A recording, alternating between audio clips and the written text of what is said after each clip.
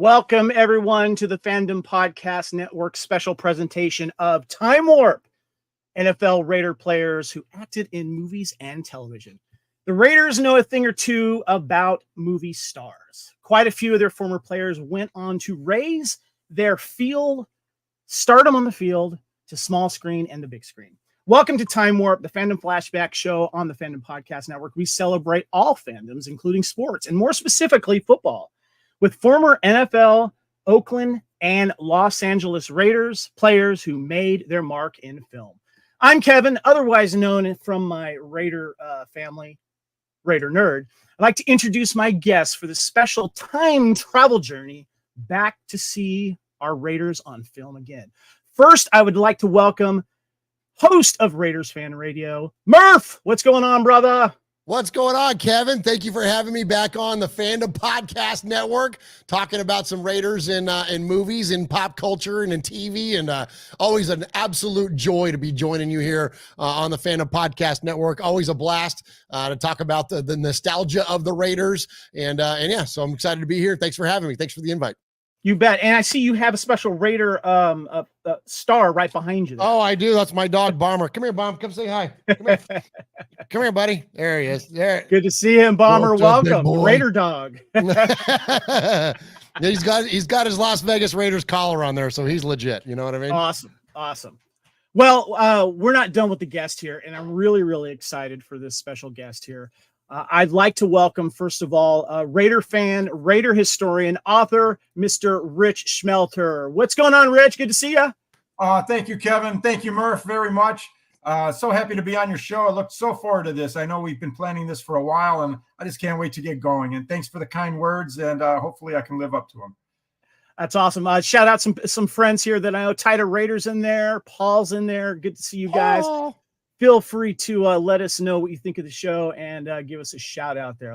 Awesome. Well, before we move any further, I did want to, first of all, shout out my brother from another mother. He is going to help with the chat here. He's the co-founder of the Fandom Podcast Network, and he's going to chime in from time to time, talk about Raiders and film. I'd like to welcome my brother, Mr. Kyle Wagner. What's up, dude? It is good to be here. Just for those who know, this is how strong the bond is for the Fandom Podcast Network. I am not necessarily a Raider fan. I'm a fan of another team, but I am here for my brother and the excellence that is Murf and Rich, because I know, you know what, at the end of the day, we're all true fans, and we have respect, and we roll with it. And this is going to be a very fun podcast because we're going to be talking about some great movies and some very interesting acting performances from some former Raider players. Yeah, really excited about this. Kyle, thank you so much for your help during this show. And jump on when you want to chime in, please. I appreciate that. First of all, guys, if you're watching this, please give us a like and a subscribe. Appreciate that. And I want to remind you, this is Time Warp on the Fandom Podcast Network. What is Time Warp? Well, we like to go back and talk about things that happened in the past, because we like to live in the past. And one of the things that we love is Raider Nation. And we got a lot to cover here with Raiders in film and television here on the Fandom Podcast Network. We also have been discussing the movies of 1984 this year, because guess what? They're all 40 years old. Oh. And we got some good ones in here, guys. So make sure you check out the Time Warp podcast on the Fandom Podcast Network. We've been covering a lot. And right now we're through, was it July, through the summer season there. So hey, Kevin, I loved how you had on 1984 things that happened. You had your picture of Marcus Allen there, bro. Yes, I did. That was legit, man. Let's go. January 22nd, 1984. Bob Trejo.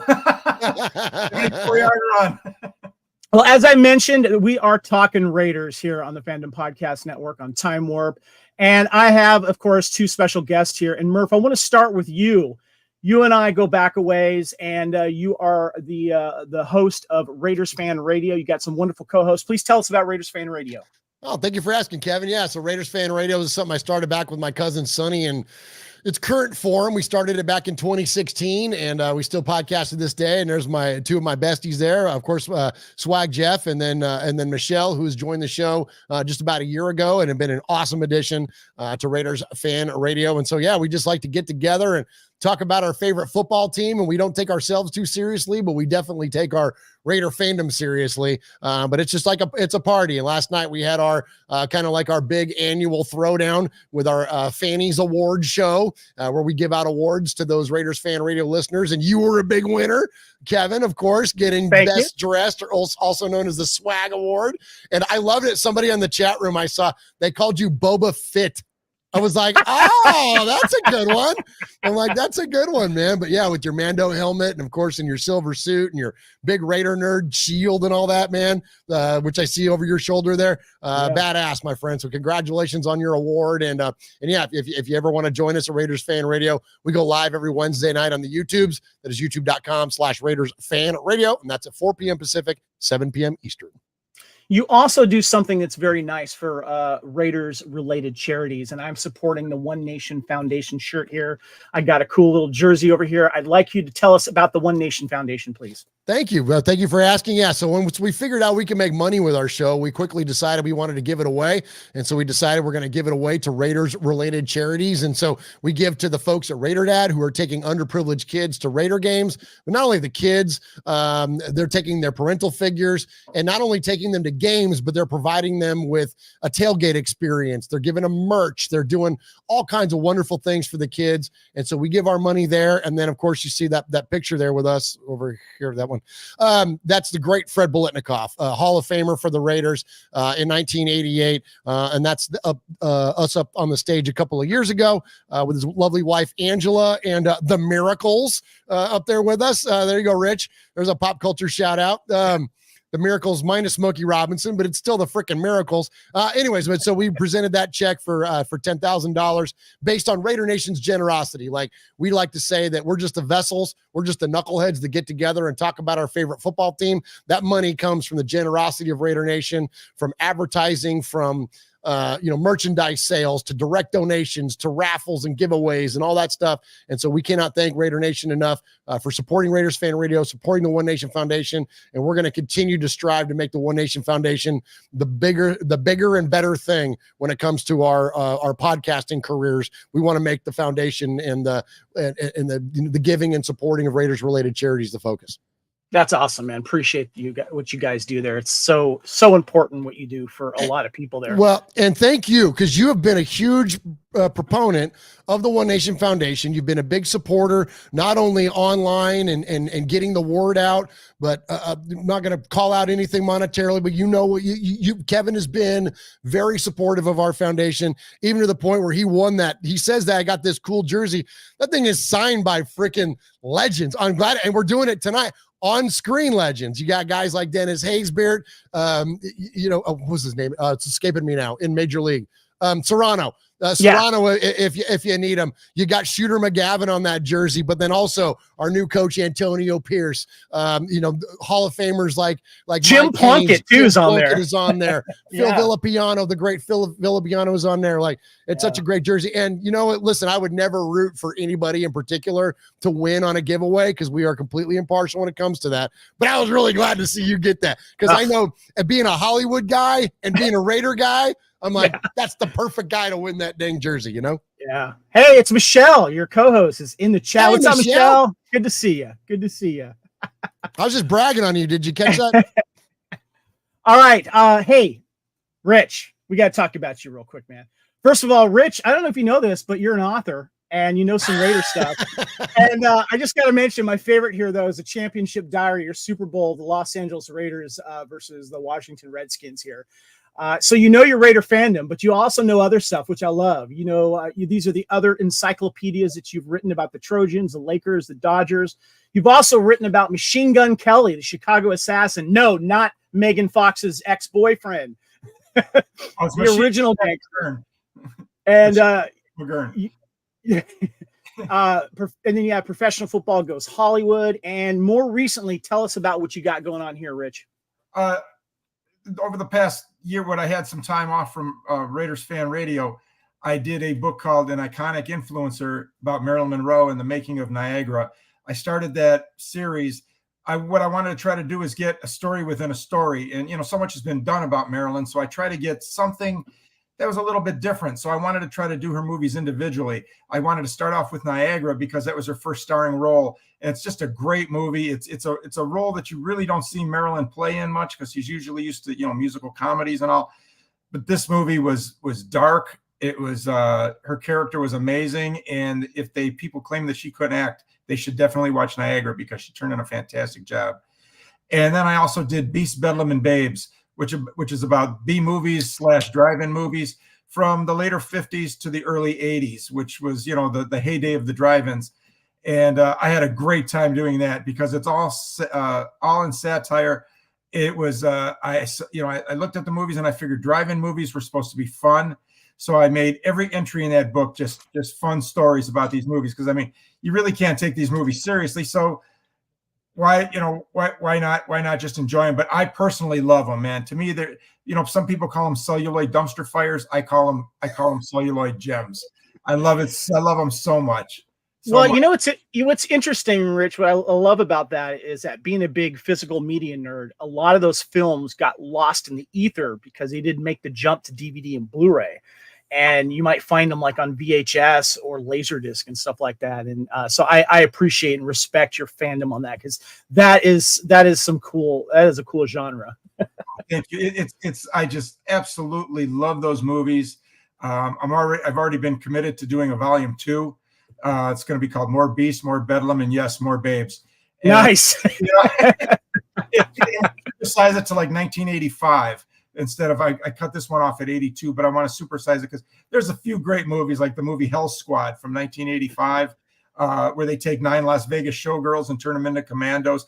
Where else can you see this stuff? So it's just great stuff. So that sounds like an excellent Time Warp episode. Kevin, if that's what you need, man, I'm right there for you, my man.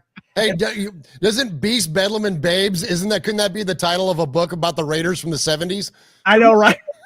El Rancho Tropicana, yeah, absolutely. There we go. I want to give a shout out to the chat here. Michelle, of course, jumped in there. Appreciate you. Swaggo, Paul. Good to see some familiar names there. We love you guys. Yeah, Tide Raiders in there. Very cool. Yeah, Tida. Love that. This is great. Okay, so we are here to talk about our Raiders and players who acted in movies and TV. Now, before I want to get you guys what we're going to be doing here. I found a top 10 list, which is a great list of Raiders that we're going to cover.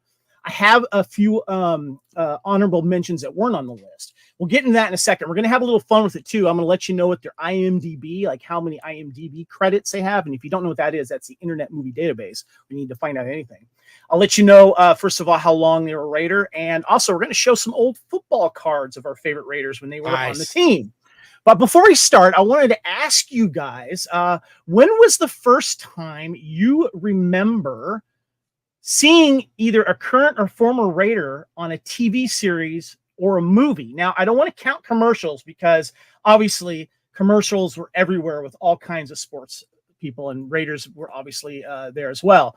But let's talk about when was the first time you remember seeing your Raiders player or a Raiders player.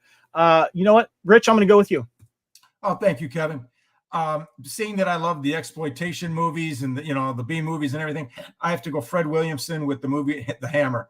A great flick, and I have to go with that one. Gotcha. All right. Murf, what about you, sir? For me, it's a movie that's still imprinted on me to this day.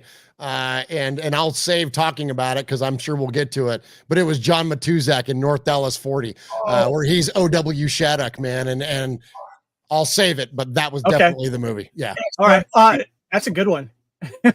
I'm going to stay with Matuzak. For me, it was Goonies. That was the first time I was like, wait a minute, is that guy wearing a Raider shirt? So yeah, but for me, it was definitely Matuzak. So, all right. So let's get into it right here, guys. Now I have a list, I told you, of the top 10, but before we get to the top 10, guys, I got some honorable mentions that we got to go into. First of all, we know this guy, John frickin' Madden. Look at that guy. Yes. Probably one of the most iconic coaches of all time. Super Bowl winner, of course, for the Raiders. Wonderful leader, wonderful man, Hall of Famer, excellent commentator. And guys, I got some stuff, he was in the Little Giants. He did a little inspirational speech, with starring Rick Moranis and Ed O'Neill. And he also played himself in The Replacements.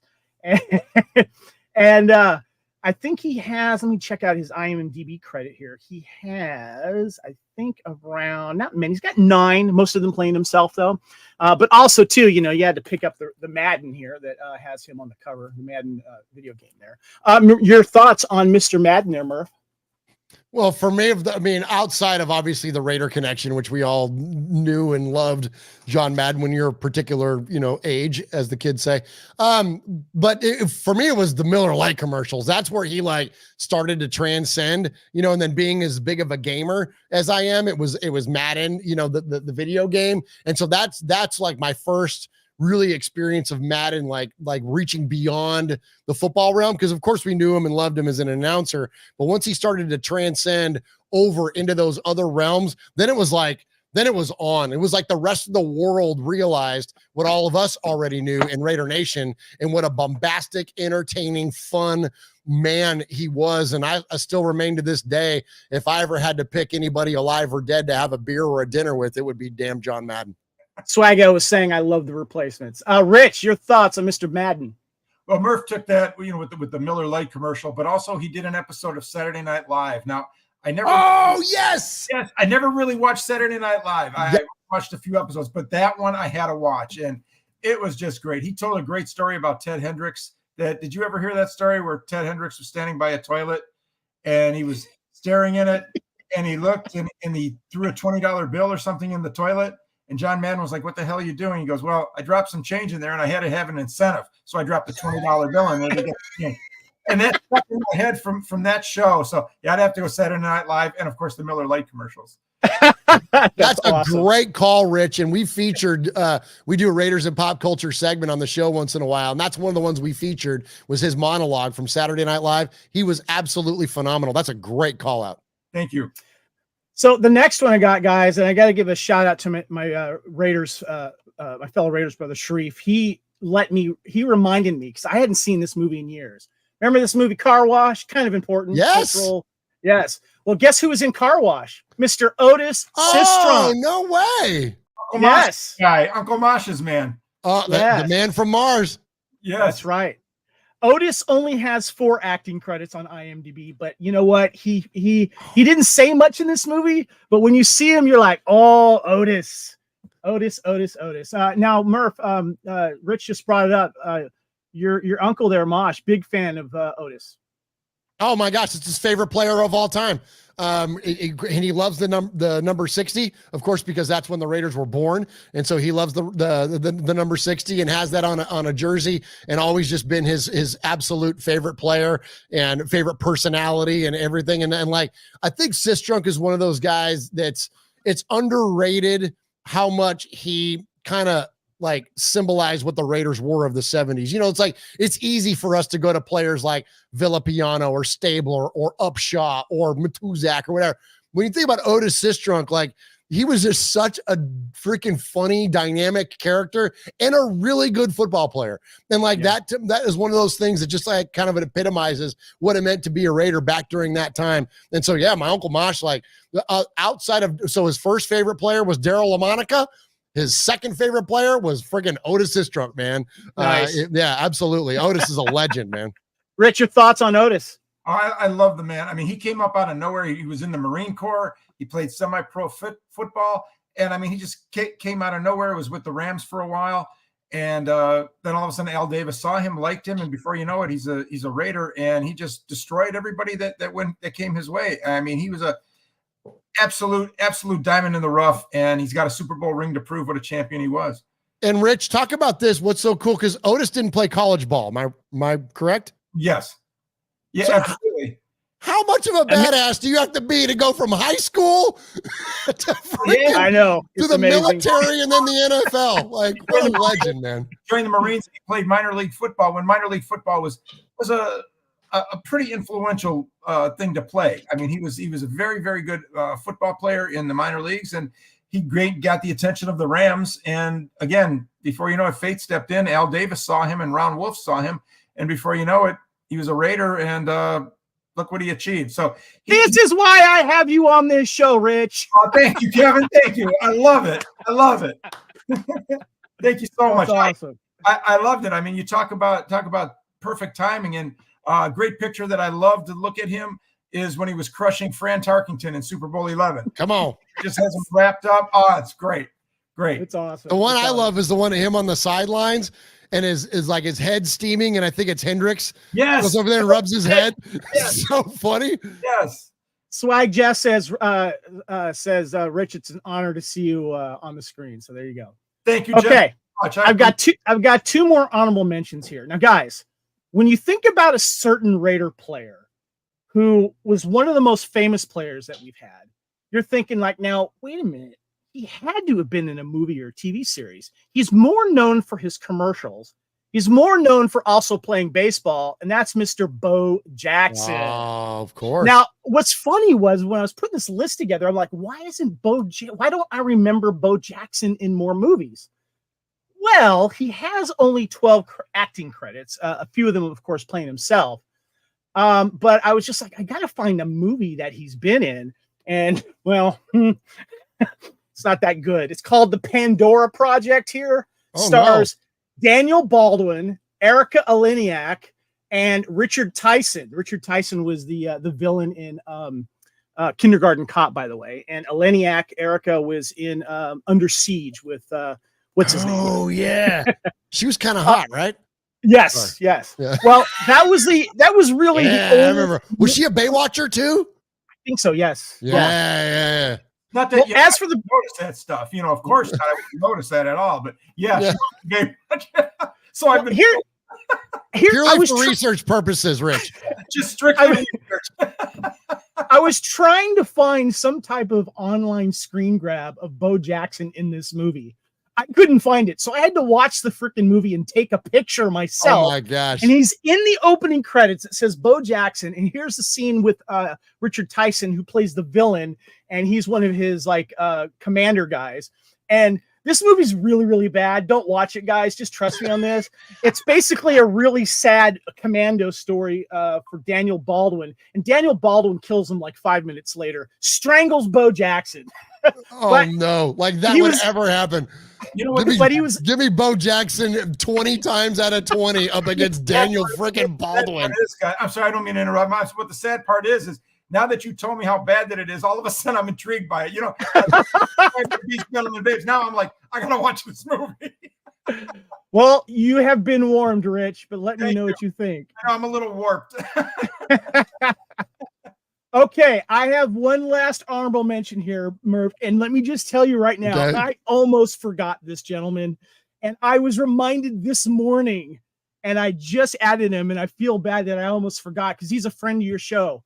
And of course, I am talking about Mr. Pete Koch himself. Let's go. Yes. You've had him on. Quick now, for those of you that don't know, first of all, Pete Koch, he's been a little busy on IMDb. He has 44 acting credits. And for those of you that may not know who Pete Koch is, you do know his character in Heartbreak Ridge. Absolutely. Swede. As the Swede. Now, you've had him on the show, Murph. Give us a little lowdown on that. Yeah, we've had Pete on numerous times, actually. I don't know, 4 or 5, something like that. We have him every year when the Raiders host Alumni Weekend. And so Pete comes on and talks with us before he goes to Alumni Weekend. And he's an absolute, not only is he was a great representative of the Raiders, he also played for the Chiefs, but we won't hold that against him, and the Bengals for a minute. But he embraces Raider culture. He embraces his Raider, representing the Raiders. And he's also such an absolute stud, clearly, as a fitness guru. And at 60, I don't even know how old the man is now. He looks like he could suit up and frickin' take 20 snaps a game still. The guy is absolutely incredible and has given us incredible fitness advice and health advice and encouragement and whatever on the show. So I can't speak enough about Pete and who he is as a man, because that's been like, he trains like Benicio del Toro and Topher Grace and like all these Hollywood folks. And so Pete's a freaking legend to us on Raiders Fan Radio, and I know to a lot of folks. But he was amazing as the Swede. He's also, we make a joke when we have him on, because he's the Santa Claus in the K Jewelers commercials.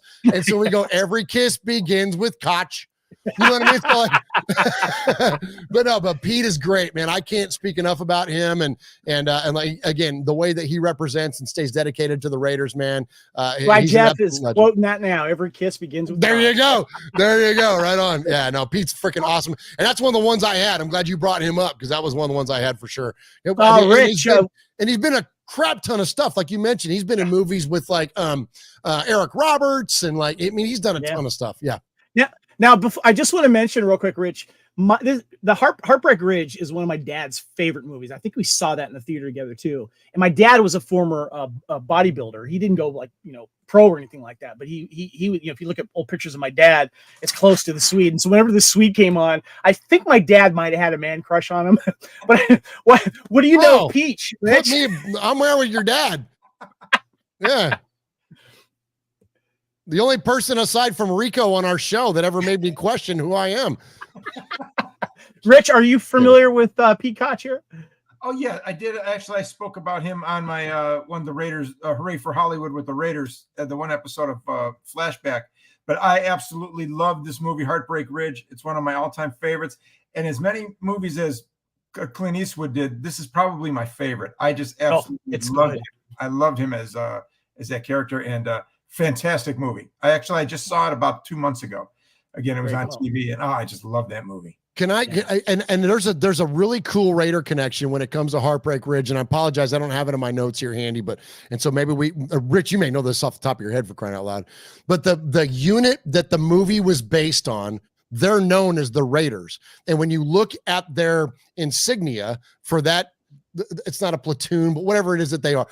When you look at their insignia, it's a shield with crossed swords because they were inspired by the Raiders. And one of the times that we had Pete on, I showed him a screenshot of that because at the end of the movie, everything starts to pull away and you see an airplane hangar and it's got that logo on there. And I'm like, did you know that that's a Raider? And he's like, holy crap. He's like, I never realized that was a thing. I'm like, yeah, like it's like VGR 17 or something like that. I can't remember off the top of my head. Somebody fact check me on that, but it's absolutely Raiders related. And the fact that cool. Pete starred in that movie, man, is super freaking cool. I'll find it while we're moving on to the next thing. Yes, that is awesome. Yeah. I need to I think I need to get a Blu-ray copy. I got to upgrade to Blu-ray because I have it on DVD. I just freaking love that movie. Okay, guys, let's go ahead and get into the main part of the show here. We are, of course, talking NFL Raider players who acted in movies and television. And I did find an article. I want to give them a shout out here. It's raiderswire.usatoday.com. And this came out in February of 2020. So it's pretty recent when it comes to, the pull one. Like this wasn't, of course, made in the 90s or anything like this. So we got a lot to pull from here. And I want to give a shout out there to Raiders Wire at usatoday.com. And like I said, I got 10 players here, and we're going to start at what they listed at number 10. See if you guys remember this. Mr. Bob Golick. Remember this guy, nose tackle? Yes. Yeah, look at that blood on his pants there. That's a great picture there. Well, I got to meet him at the Rockstar Bar and Cafe. Nice. Yeah, I got to meet him at one of the Raider games. So got to run. That was pretty cool. Good to see him there. But this is how we know him, guys. Saved by the Bell, the college years. And I'm going to go ahead and admit it. I was a huge Saved by the Bell fan. Tiffany Amber Thiessen. Oh, yes. And I watched it in secret back in the day. And when they were going college, I'm like, yeah. And of course, I don't know how this happened. It accidentally was ordered on Amazon and it came to me. So yeah, sure. I have. Or you bought that shit 20 years ago. It's on your front porch. You take it. This is the Saved by the Bell complete collection. But what really sold it for me, it's got the one season of the college years. And for those of you that don't know, Mr. Bob Golick. Best known for his role, Michael Rogers, on Saved by the Bell: The College Years, which led to a role in the movie Saved by the Bell: Wedding in Las Vegas. Other film credits include The Taking of Beverly Hills and The Da Vinci War. He was also on an episode of the show Coach. He has 12 acting credits, and he was a Raider from 89 to 92. Kyle, you've chimed in here. What you got, brother? Okay, Kevin, you know my love for Saved by the Bell. Yes. Amber Thiessen. I am a huge fan of the college years. I loved Bob Golick in the college years. I thought he was one of the best parts of that show. But there's something very with him that's very touching as well, because in one of the episodes of Saved by the Bell, the college years, he's telling the Mario Lopez character about his last day on the field. Well, that was the true story of Bob Golick after his last game, retiring, how he when he was with the San Francisco 49ers and how he refused to get off the field. He didn't want to take off his uniform, and that smell and that feeling and stuff. It's actually very touching. And I remember watching it, and then just maybe a couple weeks later, he was on one of the pregame shows and he retold that story. And it just really stuck with me because of how heartfelt it was to hear him tell that story, and just how much painful in a way it was for him to accept his retirement. And I know that was something he actually struggled with for a good while. I'm glad you shared that. And I do remember that episode. And he was really good. He was a mentor. He was kind of a father figure. So thank you, Kyle. Appreciate that. So are we going to get Murf or Rich here admitting that they watched this? It's all you, baby. Before I jump in on Saved by the Bell, can I go back to the Pete Koch thing and Heartbreak Ridge? Just real fast? Please do. Okay. This is the logo I was talking about. So wait, hold on. Let me get you centered there. There you go. Oh, okay. Nice. Okay. It says VMGR-352, the Raiders. Okay. And that unit is, I'll read it real fast. They are part of Marine Aircraft Group 11, the 3rd Marine Aircraft Wing, and provide both mixed fixed wing and rotary wing aerial fueling capabilities to support Fleet Marine Force air operations, in addition to assault air transport of personnel, equipment, and supplies. The squadron, also known as the Raiders, is stationed at Marine Corps Air Station in Miramar, California. That's what comes up at the end of that freaking movie, at the end of Heartbreak Ridge. And These guys took their name from the Raiders. And so the fact that Pete Koch is in that movie is incredibly badass. Yeah. Cool. I never paid any attention to that. Isn't that when he's when Clint Eastwood's character is hooking up with his ex-wife at the end? She comes and meets him after that mission. Yes, 100%. Yeah, you got it. Yeah, go back and watch the end of the movie as it's pulling back. You'll see that thing, and it says Raiders right on it. Yeah, it's really cool. All right, so thank you for that, and I digress. So back to Saved by the Bell. I was never a big Saved by the Bell guy, but I do remember Bob Golick being on the college years, but that was like the Saved by the Bell college years were like my early 20s, I think. I don't know, am I dating myself that much? But so I wasn't really watching a ton of Saved by the Bell, but I always thought that was kind of cool. Anytime that there's a former Raider, and especially I love that picture that you showed, Kevin, where he's got the blood on his pants and all that. Yeah. The Golicks were there you go. The Golicks are freaking I mean, they're just under the Matthewses in terms of football royalty. You know what I mean? Michelle says, I love Saved by the Bell. Yes. Well, get him, Michelle. You picked the wrong host of Raiders Fan Radio to have on this one, Kevin. Yes, Paul, refreshing English memory. Saved by the Bell is the one with Screech. Yes. So, yeah, appreciate that. Shout out, by the way, my friend Adam O'Brien, host of the Lethal Mullet podcast, is jumping in there as well. Hello, Yoshi. Appreciate you guys. Yoshi? Yeah, Yoshi. Yeah. All right, guys. The next one we've got here. Remember this guy, Bill Romanowski? Let's go. Yeah, he was with the Raiders for 2002 to 2003. He has 8 acting credits in his IMDb credit, and only one of them is not an Adam Sandler movie. Yeah. Well, yes, with the remake of The Longest Yard, he played Guard Lambert in this film as well. And we also have him in The Benchwarmers. It's been a while since I've seen it, but I got my copy of The Benchwarmers right here. But I think he plays one of the, jerk fathers of the other team, I think, or something like that. Your thoughts, guys, on Mr. Romanowski? I loved him in The Longest Yard. Naturally, I love the original movie. And I know he wasn't a Raider, even though he played against the Raiders in Super Bowl II, but I had the honor to meet Ray Nitschke. And I had a chance to speak with him for quite a while, and he brought that movie up, the original Longest Yard, where he was in this movie, and they actually filmed it in a prison, and he was terrified. And here's this guy Ray Nitschke, who was just terrified to be amongst naturally these inmates and all. And I remember when I saw the second version of it, and I actually liked it. I was never a big Adam Sandler fan, but I really enjoyed this movie. Plus, Courtney Cox was in there for a while, and I was always a Courtney Cox fan. But I love Romanowski's character in there. I mean, he was the guy that you love to hate in that movie, just like Ray Nitschke was in the original. Shout out to Raider Dad in the chat and checking us out. Appreciate you guys. Appreciate you. Murph, your thoughts there, Mr. Romanowski. Well, first Rich tells us before the show starts that he's never seen Star Wars, and now he says he doesn't like Adam Sandler movies. I'm like, yeah, Rich, I thought we were brothers, man. Like, you're hurting feelings over here, man. Like, what are you doing? Oh my God. Jeez. I didn't think that was going to go live, Murph. Gosh, bless America. Well, no, we're airing our dirty laundry. Listen, family, we we do it. When we got to do it, we got to air it out. I'll take it for the silver and black. I'll take it for the silver and black. But yeah, man, I loved Benchwarmers is great. I hadn't seen it in a hot minute, but man, that's a great movie. He's the baseball fan, the rowdy baseball fan in Blended, which I think is an underrated Adam Sandler movie with him and Drew Barrymore. But then, as Rich said, man, I couldn't say it any better. His role in the remake of The Longest Yard, that's where he really stands out. And what an incredible cast they had in that Longest Yard remake. And Sandler, that's like prime Sandler, and those guys. I mean, Stone Cold Steve Austin. I mean, you got some great cast in that movie. And so, that was awesome.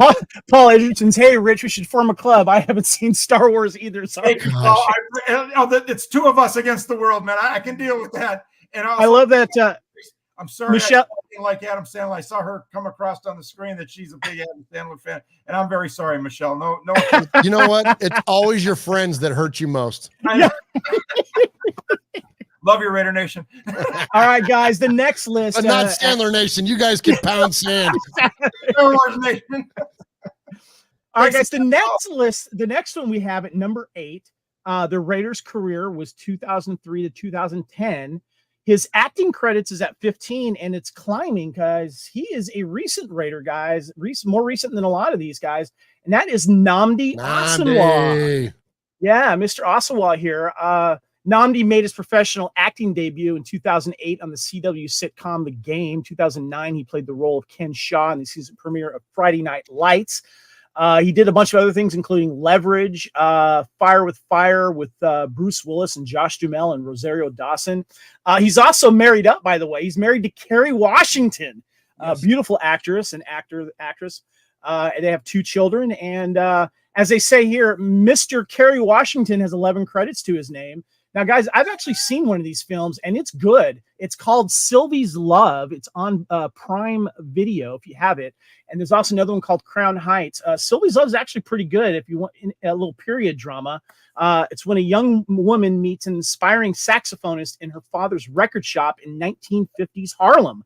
Their love ignites a sweeping romance that transcends changing times, geography, and professional success. Co-stars Tessa Thompson, if you guys know who she is. She is Valkyrie from the MCU. And I got to tell you, he held it together. He did quite well. Are you guys familiar with this, Nnamdi's work? I've not seen him. I knew that he was married to Kerry Washington, and for a guy as good looking as Nnamdi to outkick his coverage, God bless him.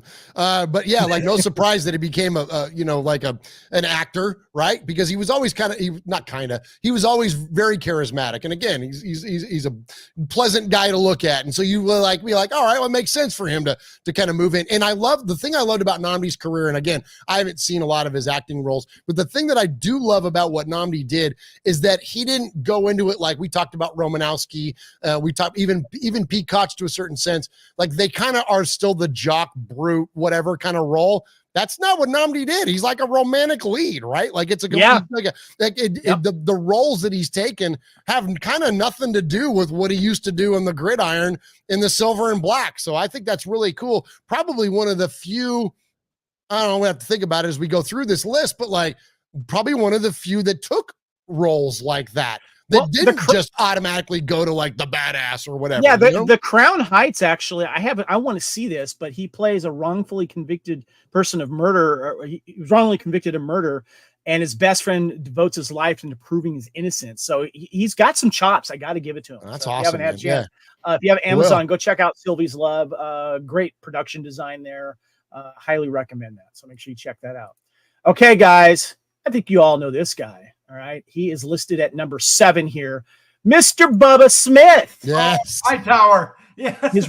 His Raiders career was 73 to 74. His acting credits is at 56. But, you know, we know him, of course, more famously in the Police Academy, as you mentioned, Rich Hightower. Loved him in these series. Rich, give us some love on Bubba on this series. I love those movies. You know, again, I love those type of movies, and he was just absolutely incredible in it. And I believe, if I'm not mistaken, I think he did some Miller Lite commercials as well. Yeah, I think so. Yeah, no, I loved him. When as soon as you see Bubba Smith beside his football career, you think of him as Hightower. And great, fantastic series of movies. Yeah, Murph, some other stuff he's done is he was an episode of Wonder Woman, Charlie's Angels, Eight and Enough. But yeah, we loved him in this series. Especially, I love the scene here in the first movie where he has to like rip out the back seat. The chair. Yeah. Your thoughts on Bubba? Oh man, what a legend, man! And you know, it's funny because like you know, he's one of the lesser known Raiders. Like we talked about like all the personalities of the '70s and even early '80s. Like you know, it wasn't John Matuzak or Otis Sistrunk or whatever, like some, you know, the big names. I didn't know he was a Raider until like I got older. I just knew him as Hightower. And and who didn't, for people that grew up in our era, didn't love those Police Academy movies. And so, yeah, I always, but that scene you highlighted right there, I always thought that was amazing. And then I want to say, I feel like it was Shaq or something on like an episode of Cribs that I saw where he like actually did that. He had his front seat removed and it's like this little 2-seater that barely has a back seat, but he drove it from back here. And I'm like, that's what Hightower did. Like, that's really cool. I remember him on Charlie's Angels also, Kevin, when you mentioned Charlie's Angels. Do you remember what he played in that? Because I don't remember that episode. No, I was a absolutely huge Cheryl Ladd fan. So even to this day, I mean, Cheryl Ladd is 73, but I'll tell you, man, Cheryl Ladd is still wow. But so it's a little fuzzy. It's a little fuzzy after seeing Cheryl Ladd. All right, guys. The next guy we play, I'm going to give you a little hint here. Guys, remember Conan the Barbarian right there? Rexor. Yes, we've got Mr. Ben Davidson right here. Probably one of the best mustaches in history. He's also in Necessary Roughness.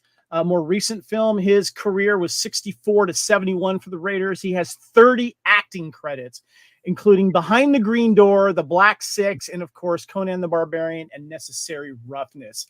This guy was a badass. And you remember, I love Necessary Roughness because that was when, for me, I remember Kathy Ireland played the kicker. Yeah. So yeah, Rich, let's start with you. Your thoughts on Mr. Big Ben Davidson? Yeah, with the Behind the Green Door, I don't believe he didn't do any scenes in there. I think he was just kind of a outside the realm of what the movie was about. But I remember him in Charlie's Angels also. Again, he was in an episode of Charlie's Angels where it's about a football player, and he was in love with a woman that was a professional football player, woman's professional football player. And he was trying to find out what happened to her and all. And I think it was called Pom Pom Angels was in there. And he did a great job. And he played kind of a punch drunk football player. Great role. So yeah, Big Ben in all the Miller Lite commercials and all. He was a big fan. I was a big fan of his. If you're listening to this podcast, make sure you check out the video on YouTube because I'm showing all these pictures of the characters and stuff. And this cast picture of Necessary Roughness, if you're wondering who is, he's the one that's standing behind Kathy Ireland, and he's one of the tallest people in the back there. Murph, your thoughts on Mr. Big Ben? I mean, Ben Davidson is an absolute under-heralded legend when it comes to the Raiders. This is the guy that set the tone for what it is to be a Raider on the field. Of course, Al set the tone for what it was to be a Raider from a conceptual standpoint, but Ben was the guy. There are rules in the NFL, including roughing the quarterback, that were installed because of Ben Davidson planting his helmet into Len Dawson's back. Like, Ben Davidson absolutely is one of the most, again, like under talked about Raiders. This is the guy that freaking was taking Joe Namath's head off. Like, this is the guy that absolutely set the tone for those Raiders of the 60s, not the 70s even, but the Raiders of the 60s. And then he moves into this acting career, as so many Raiders did. Valerie and I, my lovely wife, we watched this. So we did all our prep for our big annual show, the Fannies, the other night. And I'm like, I got to detach a little bit, and I got to prepare for the show with Kevin for doing the Raiders in movies. And so we watched Conan the Barbarian. I hadn't seen it, man, honestly, probably since I was a kid, maybe like a super young teenager. It holds up. Yeah, it's good. And it's a great movie. And Ben is fantastic as Rexor. And it's like, as soon as he comes on screen, there's certain people that just have this charisma and presence that, like, it was like when we were talking about Bubba Smith, when he's on screen, you know it. Like, he sucks up all the real estate, not just from his physical presence, but just because they like exude this charismatic quality. Yeah. And freaking Big Ben was one of those guys, man. And he just absolutely eats up the screen. And there's that whole movie. It's not like there's a ton of speaking roles in it or whatever. We're not talking about Oscar winners over here, but in terms of conceptual and story and construction and good guys and bad guys and all, like, it's absolutely fantastic, and Ben absolutely crushes it in this movie. I couldn't recommend it enough. Well said. Yeah. I want to give a shout out to Michelle. He says, God, my dad loved Conan. I swear it was on all the time. Yes. And Adam, the movie that you have mentioned on the screen, we're going to be bringing up shortly. So yeah, there you go. All right, guys. So next we have someone that we've all heard of here. And of course, talking Raiders in movies and TV. And before I tease it, I'm just going to go ahead and show the VHS that I have here because it just looks so freaking cool. Oh, Destroyer. Lyle Alzado is the Destroyer. 3,000 volts couldn't kill him. It just gave him a buzz. Yes, that is on the VHS right there. Wait a minute. Could we just call out the fact that he's got a scope on a jackhammer? And I have the DVD too. For whatever reason, they decided to show a skull on his face for the DVD version here. But look how cool this cover is, though. He is so jacked. Kind of movie. That is my kind of movie. You can tell he is jacked on juice big time. And also, I love this movie because it's basically what it is he is killed, or he's electrocuted, right? But what happens? I think there's a riot in the prison, and his whereabouts become unknown. They can't find him. Later on, they are filming a sexploitation film of women in prison in this old prison, and he comes back to haunt them and kill people.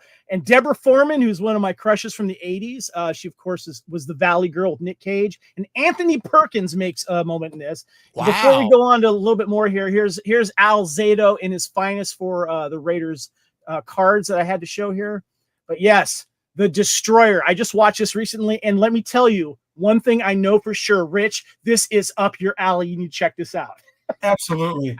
You know, when he played Ivan Moser in this movie, I mean, you know, he killed 23 people and he comes back to life to kill more. And this reminds me of an old movie from 1956 with Lon Chaney Jr. called The Indestructible Man. Same kind of thing. You know, he gets electrocuted, he comes back to life. So this is just a version 30 years later, and fantastic. Like I said, this is like Oscar worthy for me.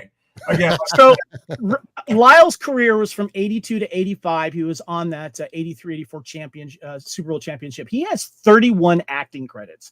A few of them, of course, are him himself, but he did a lot of spots in here.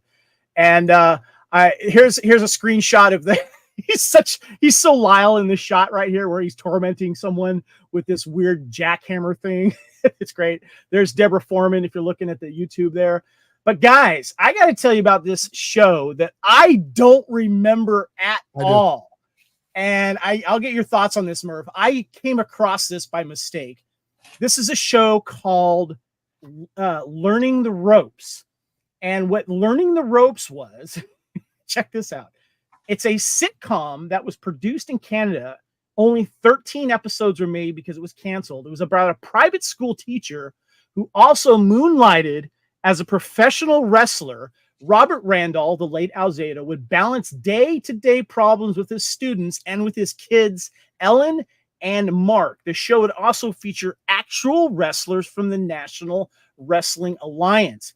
Guys, I didn't remember this at all. I went on YouTube. I found like the opening intro and some shots of this. Murph, you are familiar with this. I can only imagine what would happen if this show took off. Oh my gosh, I can't believe it didn't. And I don't remember it like in the time, but we do, again, go back to the Raiders and Pop Culture segment that we do. And this is one of the ones that we featured, and we featured some of the audio of this show. And it's everything you would ever want from like cheesy, like 80s, like, I mean, tucked in freaking shirts into jeans, like the whole 9 yards, like everything that you would love about like that era is absolutely what Alzado represents. And it's funny because you mentioned that there's like there's like for real wrestlers in the thing, and they're wrestling like it's in the freaking, there you go, it's in the freaking show, and it's incredible. I think conceptually it's so funny, and I wonder if, like we talked about Sandler earlier, I wonder if this crept into his psyche at some point, and then he created that character of the one, it's in Billy Madison, the one teacher that's a wrestler, but he accidentally killed a guy. And so he hides the fact that he used to be a professional wrestler. Like, I wonder if that like came up because that idea of like a teacher being moonlighting as a freaking wrestler, I think it's hilarious. And no one better than the guy that fought Muhammad Ali than Lyle Alzado to freaking be that guy, man. I think it's great. Shout out to Raider Nick in the chat and Trinidad. Okay, Rich, what do you remember of the show? Do you? He played a character called the Masked Maniac, which is perfect for Lyle. And he was also he was wearing his Raiders uniform in an episode of Amazing Stories called Remote Control Man. If anybody ever heard of that. Oh, wow. I remember Amazing Stories. I was a huge fan of that. Yeah, if you check it out, the episode Remote Control Man. Hey, Trinidad says that's the road. Is that the real Road Warriors? Is that like before they went to WWE, Trin? I don't remember them. I can confirm that's the real Road Warriors. That's pop-ins awesome. for you on that. Who is Kyle is the network wrestling expert there. That is Hawk and Animal. Hawk and Animal, thank you. Of course, Hawk is Mr. Laurinaitis. Of course, his son had a nice little NFL career. Sure did. Did anybody else know with Lyle, he played in Ernest Goes to Camp? He was a bully construction worker in there. That's right. Yeah, he was. I totally forgot that, but yeah, I love Lyle, man. He was amazing. So there's another movie I found Lyle in, and this is where I brought up earlier, Rich, that there's some movies that were released on VHS, Betamax, and Laserdisc that never made the jump to like DVD and Blu-ray, and so they're kind of lost in this oblivion of movies. And one of them that I have found, and I ended up watching it, and there's actually a little Star Wars tie-in, Rich, which you won't understand the reference at all, but we have Oceans of Fire with Lyle Alzado and Billy D. Williams right here on Laserdisc. And I have a special machine here that I could play Laserdisc and record them to a DVD. But and this kind of think of a rescue ocean type thing with oil rigs, like with the Dirty Dozen. A group of prisoners is recruited from a dive school to pull off a very dangerous deep gas job in Mexico. And David Carradine is in it as well. But Lyle Alzado, of course, plays one of the prisoners. Go figure. There he is right there. Can you hold that up to the screen again, Kev? Oh, this one here? Hold on. Yeah. Hold on. I'm going to write that down. Well, hang on, Rich. Well, what do we have here? Well played. Get that. And I just want to let you know there's going to be some connective tissue with Billy D. Williams coming up soon. So I just want to let you guys know. But yeah, the legend. We had Oceans of Fire, a movie there that is hard to find, guys. I'll just say that right now. All right. Okay, guys. The next one I know you guys know, and I'm gonna go ahead and break out this here. Okay. This is what I like to call one of my favorite Raiders trilogies here, guys. And I'm just going to hold these up. I'm going to hold these up right now. Hold on. This is the Howie Long trilogy right here. We've got Firestorm, where he's actually highlighted as the hero. There we go. Thank you for that, Murf. He's a smoke jumper, and it stars Scott Glenn, William Forsythe as the villain, and Susie Amos.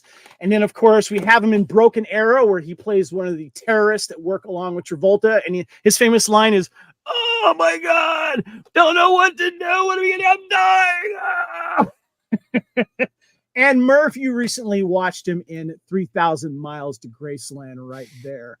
Now. Here, of course, we have Howie Long in all of his glory in the Raiders Topps baseball cards or scorecards here, actually.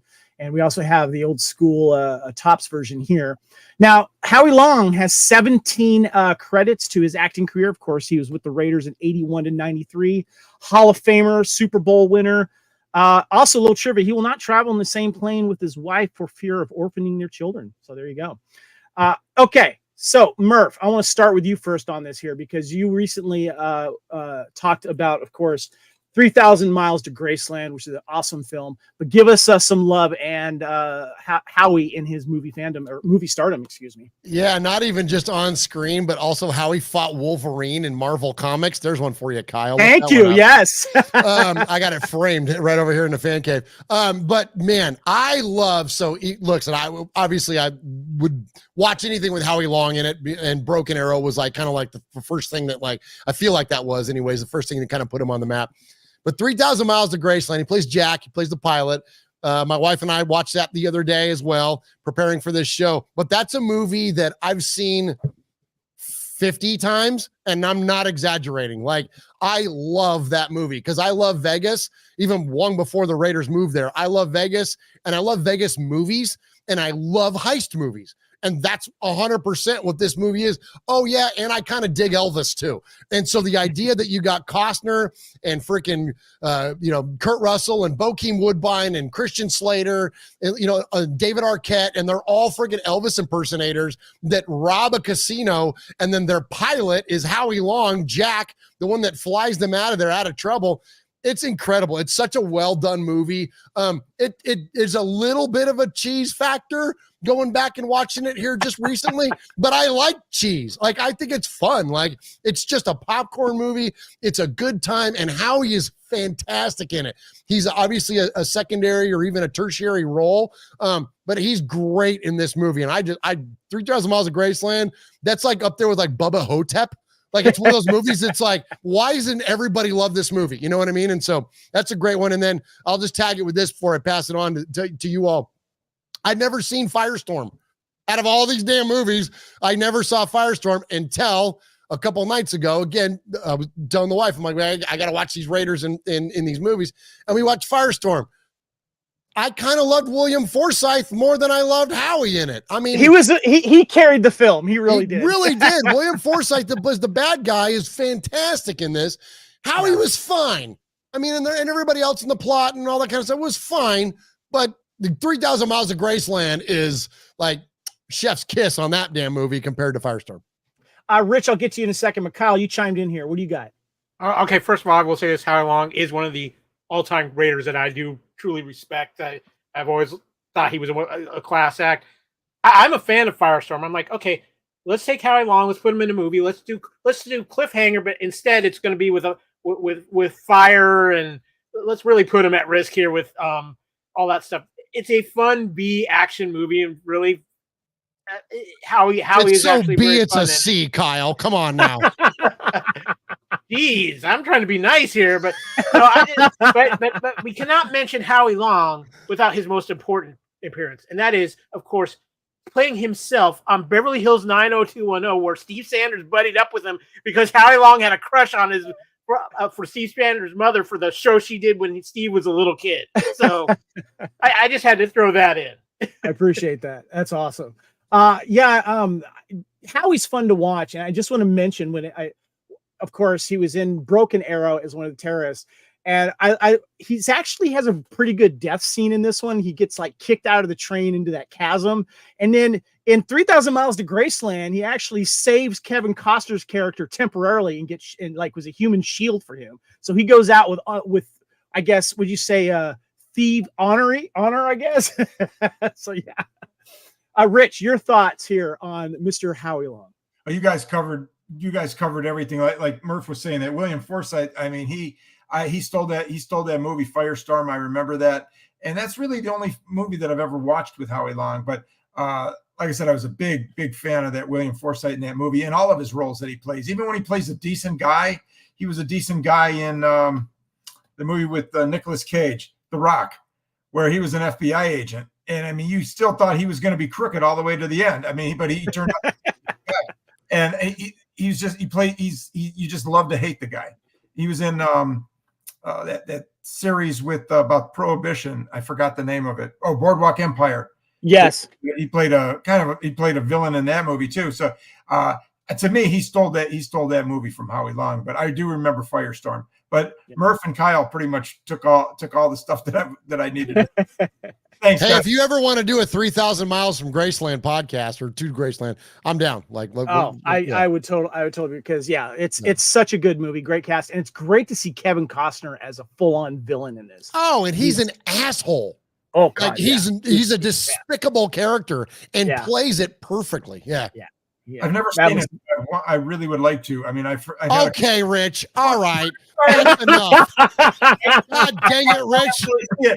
What the hell are we doing around here? I call this, I think Rich is a homework project for us here, Murph. We need to really kind of get in. Man. Right now. No, I was told. Hey, Rich, we're going to have a company meeting. Bring your keys and your laptop, all right? We're going to have a conversation. All right, guys. Movie. I was told to watch that movie, and now I will have to. Now, absolute peer pressure. So I promise I will watch that movie. By the way, Michelle says, damn it, Rich. Sorry. I'm so sorry, Michelle. Hopefully I can redeem myself with you. Get him, Michelle. Get him, Michelle. I'm so sorry. All right. At number 3 on the 10 list here of Raiders in movies and television is this guy. The Twos, John Matuzak. Raiders' career was from 76 to 81. He has 36 acting credits, guys. And of course, we've seen him, of course, in Caveman, and of course, the Goonies here, probably one of the more famous one here. And you could see him wearing a Raiders shirt as Sloth in the beginning of the movie as well. He's probably most people know him from the Goonies, but that's where I really remember a Raider being in a movie right there is Sloth. And Hey You Guys by Raider Nick. I love that. I also want to shout out Ice Pirates 2, not Ice Pirates like the sequel, but Ice Pirates as well. One of my favorite movies of all time. Love this in there. He is in that movie as well.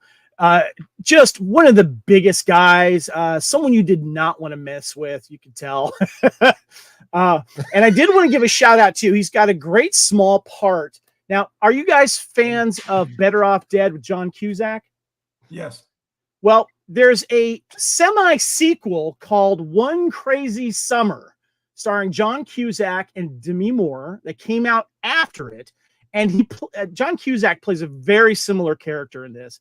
And the Twos himself, it comes in as a little crazy dude. His name is Stain, and I think he's a biker guy, and he gives Demi Moore some a challenge here. So yeah, Michelle says, Rich, you've better seen the Goonies. Michelle, yes, I did. Yes, I did. At least I'm, hopefully I'm getting up there in the rankings again. Yes, I did see the Goonies. Well, Rich, let's get your thoughts on Mr. Twos here. I absolutely loved him. And like Murph said earlier with O.W. Shattuck when North Dallas 40, he was that North Dallas 40 is one of my all-time favorite movies. And I was assuming he pretty much played himself in that flick. And yes, the Goonies.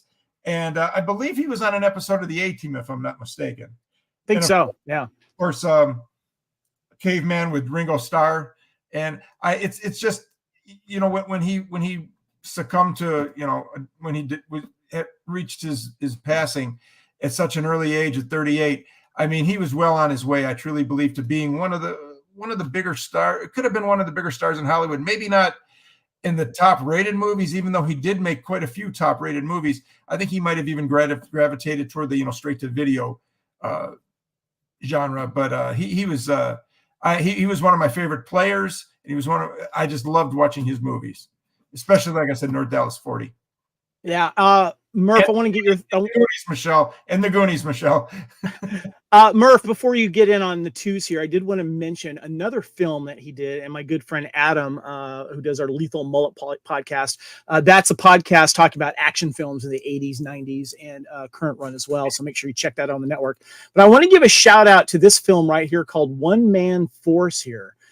It's definitely a B movie. And what's interesting about this film here is the film premiered at the 1989 Cannes Film Festival on May 13th, 1989. And John Matuszak passed away on June 17th, 1989, 1 month after said premiere. And a picture of John Matuszak wearing his Oakland Raiders jersey in number 72 hangs in one of the bar scenes here. Ronnie Cox is in this film as well.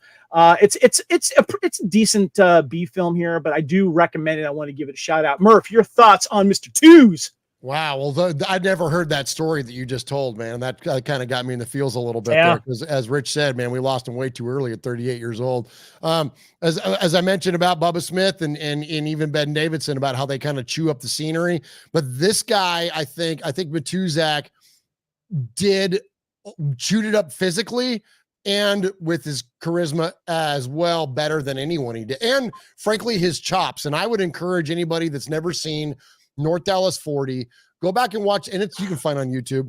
Go back and watch that locker room scene with O.W. Shattuck, and he's getting into it with the owner, or excuse me, the head coach after a loss. It's a really well acted scene. It's the scene where he's going, every time I bring up business, you bring up that it's a game. And every time you bring up it's a game, I got to bring up business. And it's like, it's incredible. Like you just see the emotion exuding out of him. And I think that what was really cool as a fan of the Raiders and as a kid was like watching that and like knowing that like that means some shit to him. Like that was real. Like those. And I think that's why it's so brilliantly acted was because it was like, that's his, like, of course he would never talk to Al Davis like that. And it was a different dynamic, versus the Raiders and whatnot versus, North Dallas 40 that was portraying the Cowboys. But that was some real shit to John Matuszak. And it's so good. And so that movie's fantastic anyways, Mac Davis and Nick Nolte and everybody else that's in that dang movie. But Matuszak was by far like the one that kind of steals the show in that. And so I would encourage anybody that's never seen that movie, go back and watch it, or at least go seek out John Matuszak's scenes. But since I need to rewatch it. It's been way too long. It's great, man. Like it's so good. Like it perfectly, because it's based on the book North Dallas 40, and it perfectly epitomizes, I can't remember what the name in the book was. I think it's the same. If not, Rich probably knows. By Peter Gent. Yeah. There you go. And so it's based on the book. And so it's a really good representation of what football was like back in those days. Like the things that those guys put their bodies through, the things that they put their minds through, the things that they went through.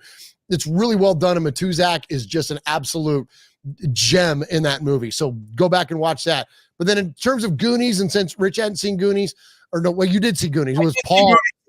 I had to redeem myself. Wait. Paul didn't see Goonies? I know. Don't judge him. I'm trying not to myself. Like, I love you, Paul. We need to fix that. Well, there's a lot of fixing that needs to go on. We're gonna all sit in a circle and hold hands and watch some shit. I'm with you, Paul. Star Wars, we gotta hold together, my man. So, but Goonies though, but Matuszak and Goonies, you mentioned it, Kevin. He wears the Raiders shirt in it. Hey, it's the Hey You Guys he's famous for. It's the Baby Ruth that he's famous for. But it's Sloth Love Chunk and all that. And so as Sloth, like he's so charming. And well, I'm not going to give spoilers because there's people that haven't seen it, but I'll just say this: like the character he's got in a phenomenal movie, he's got a character arc that, although it's a short one, it's probably like a perfect character arc. It is, like in terms of where you start with him and where you finish with him. Yep. And no one could have pulled that off as well as John Matuszak. And so it's absolutely incredible. And if you haven't seen Goonies, go back and check it out. And just remember his relationship with Chunk is great. It's so sweet and wonderful. And you know what? Up there, it's their time. Down here, it's our time. Our time. Yep. Goonies for life. There you go. Hold on. I got to take a moment. just real quick, guys. I remember, Murph, where you were talking about that scene with Charles Durning was the coach. He was the assistant. Yes. And he kept chugging Pepto-Bismol, I think, because his stomach was also upset all the time. And it was just such a true gritty movie like that. Like, the coaches had such pressure on them, and he kept drinking that like he was drinking, a glass of water. And then Matuszak starts laying into him like that. Yeah, and like goes after him and I'm not going to repeat the language here, but I mean it's I mean, he lets loose, man. Like it's a great acting job. And that's, again, I can't imagine that it's not something that he identified with at some point in a locker room, to tap into that kind of energy. And even the one before, Rich, you remember this one, before they go out in the field and Mac Davis comes over to Joe Bob and he tells him, he's like, I need you to protect me today. And then Matuzak and Joe Bob start doing this with their fists. Yes, like, I need you today, Joe Bob. I need you today. What are you going to do, Joe Bob? And they start tapping up, and it's just like, that movie pulls you right inside of an NFL locker room long before we had Hard Knocks or the in-depth of NFL films or all that kind of stuff. North Dallas 40 represented what it was to be in the NFL, and it did it fantastically. Your body aches watching Nick Nolte, without scars, falling out of bed the next day. Yeah. Just gruffy and, pretty much drunk all the time, but he's a hell of a receiver in that movie. But I mean, just, your whole body just ached watching him. Yeah. All right, guys, we are getting towards the end of the top 10 list here. And at number 2, with the most IMDb acting credits, Raider career from 1961 to 1964 is Fred Williamson. Look how cool he looks in this picture here. The hammer. Oh my God, this guy's awesome. 3-time Pro Bowler, 2-time All-Pro defensive back, had an astounding 134 TV and film credits to his name, including 7 currently filming or in the works. Best known as star of countless blaxploitation films from the 70s and 80s. Also starred in MASH, one of my favorites, Dusk Till Dawn, Starsky and Hutch. His extensive TV work includes his regular series roles on Julia, Half Nelson with Joe Pesci, Fast Track, and Hello Paradise. This guy, Rich, you could probably just write a book alone on his 70s career here. I want to get your thoughts here on Mr. Fred Williamson. Absolutely. Like it was been established about me. I love the B movies, and in the book that I did, I just absolutely just love Fred Williamson movies. And The Hammer is my favorite, and not only because of Fred Williamson playing B.J. Hammer.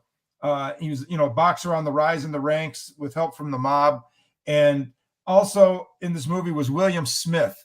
He played a character in there called Brenner, and he was like the king of the drive-ins at that time. And if you get a chance to see that movie, you'll probably know him the minute you see him. And he was just absolutely, absolutely fantastic in any drive-in movie that he did, and mixed with Fred Williamson. And I just see you're doing the Starsky and Hutch. I loved him in the remake of Starsky and Hutch, Black Caesar, anything that he did. He started with Jim Brown a few times, and it's just fantastic actor. And like I said, I just love those type of movies. Down and Dirty. Yeah, with Bubba Smith was in this movie, Down and Dirty, with Gary Busey and David Carradine. Yeah, there you go. We also have him in 3 Days to Kill. There you go. Murph, your thoughts on Mr. Fred Williamson? I don't know a lot of the blaxploitation movies that you all are talking about. I haven't seen. I mean, I saw like the big ones back in the day, Superfly and that kind of stuff. But these ones I'm not familiar with. But for me, it was Dusk Till Dawn, like that. He playing Frost and Dusk Till Dawn, and with Tom Savini, and of course the great George Clooney and Tarantino was in it. And I mean, and Harvey Keitel, who was just, I mean, again, chef's kiss to Harvey Keitel's performance. But as Frost, like, he's great, man. Like that whole movie, being that it's like 2 movies, like it starts off as like one movie, it's like a gangster movie, and then it turns into a horror movie. Have you seen it, Rich? Yes, Selma Hayek. Gosh, bless America. Thank you for seeing a movie. No, I'm kidding. Well, hold on. I like the fact that, yes, in his first words were Salma Hayek. Listen, that scene with the booze and the snake and frickin' what's the band that's playing? I have no idea, Murph. Well, like after everybody turns back to, well, spoiler alert, once everybody turns into vampires and then the band is playing, I want to say it's almost like Los Lobos or something like that. Anyways, but they're all playing like body parts as like their instruments and stuff. It's really fun. But anyways, but Fred Williamson is fantastic. And you have the picture there where he turns into a vampire because he finally gets got, as many of them do, as Tom Savini does as well. But man, what a phenomenal! That's one holds up. Would you say this was the movie that introduced, to a younger generation of fans of who he is, because I remember him in this movie, and it wasn't until after this movie I'm like, holy crap, who is this guy? I went back, I'm like, oh, he's been in this. Yeah, 100%. Because the only awareness I had of the Hammer, as Rich mentioned, was I was a junkie for NFL films, and especially the Super Bowl reels that used to get played back in the day. And that Super Bowl where the Chiefs played against the Green Bay Packers, he gets taken out, and they go to the sideline. Is it Boyd Dowler that takes him out? Rich will know, but it's somebody. Gail Gillingham. He was a guard. Gail Gillingham knocked him out. And that's where I bow to Rich, man. That's where the kind of stuff, man. We forgive you for not seeing Star Wars, because gosh bless you, shit like that.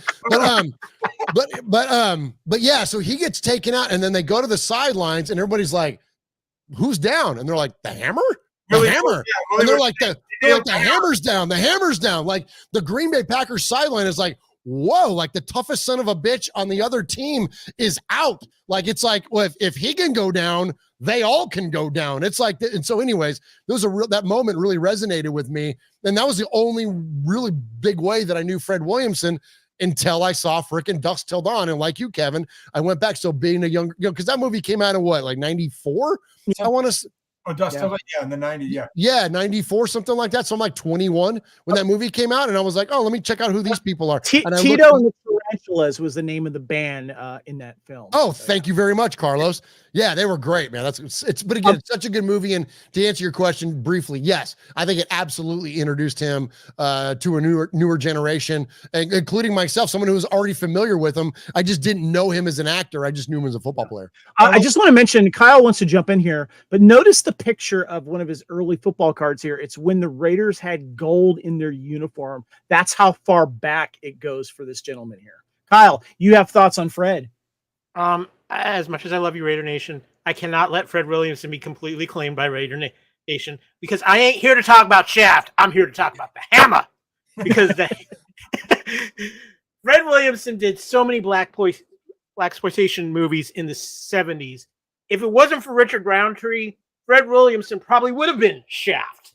Truthfully. Oh yeah. I mean, he was that cool. And even throughout the 80s and 90s, he would have all these appearances in different films. And I have a rule. I call it there are certain people in their contract for shows and things they do. They must be the coolest MFer in the movie or the show.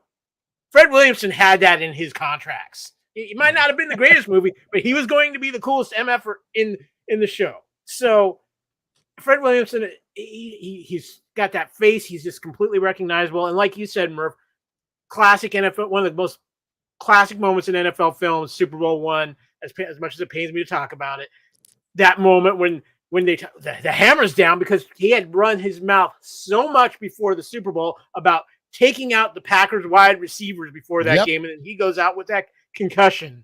But I mean, Fred Williamson just oozes cool. He always has, and yeah, he's not. The only reason why he's not number one on this list is because the person who is number one, and it's not even close. Right. I agree. Yeah.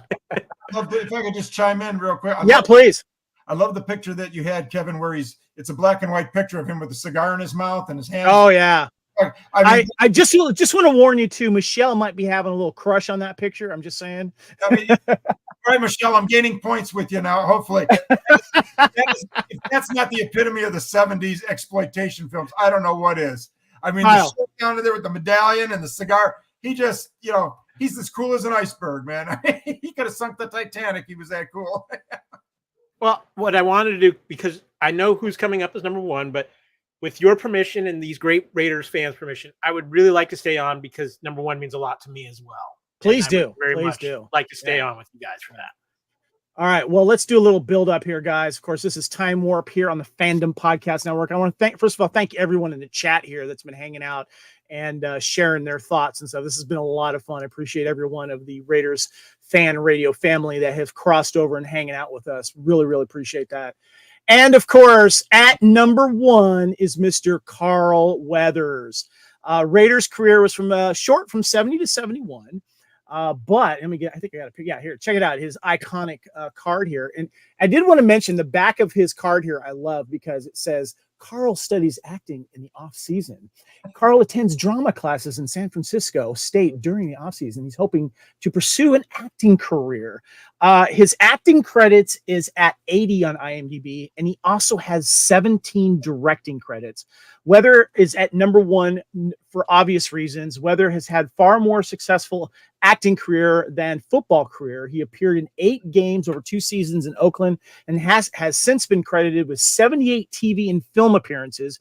He broke out for his role as Apollo Creed in the 1979 Best Picture Rocky and continued in the role through his first 4 Rocky films. He went on to star in Predator, Action Jackson, Hurricane Smith, Happy Gilmore, and most recently the voice of Combat Carl in Toy Story 4.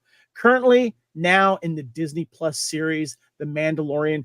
Rest in peace. We lost him earlier at Hit Hard. Probably one of the biggest. That was just painful for me. Murph, I want to go to you because I remember you talking about this on your show. Yeah, man, like this, I'm with you. And I don't get on my feels about celebrities, passing away very often. We don't know them. We just know their careers. Like, I remember like when Carrie Fisher passed away, it was like, oh shit, like that hits me in a different kind of way than I thought it would. And Carl Weathers was one of those too. It was like, he was in arguably the best sports franchise ever in Rocky. He was in one of the all-time great comedies. He was in one of the all-time great action movies.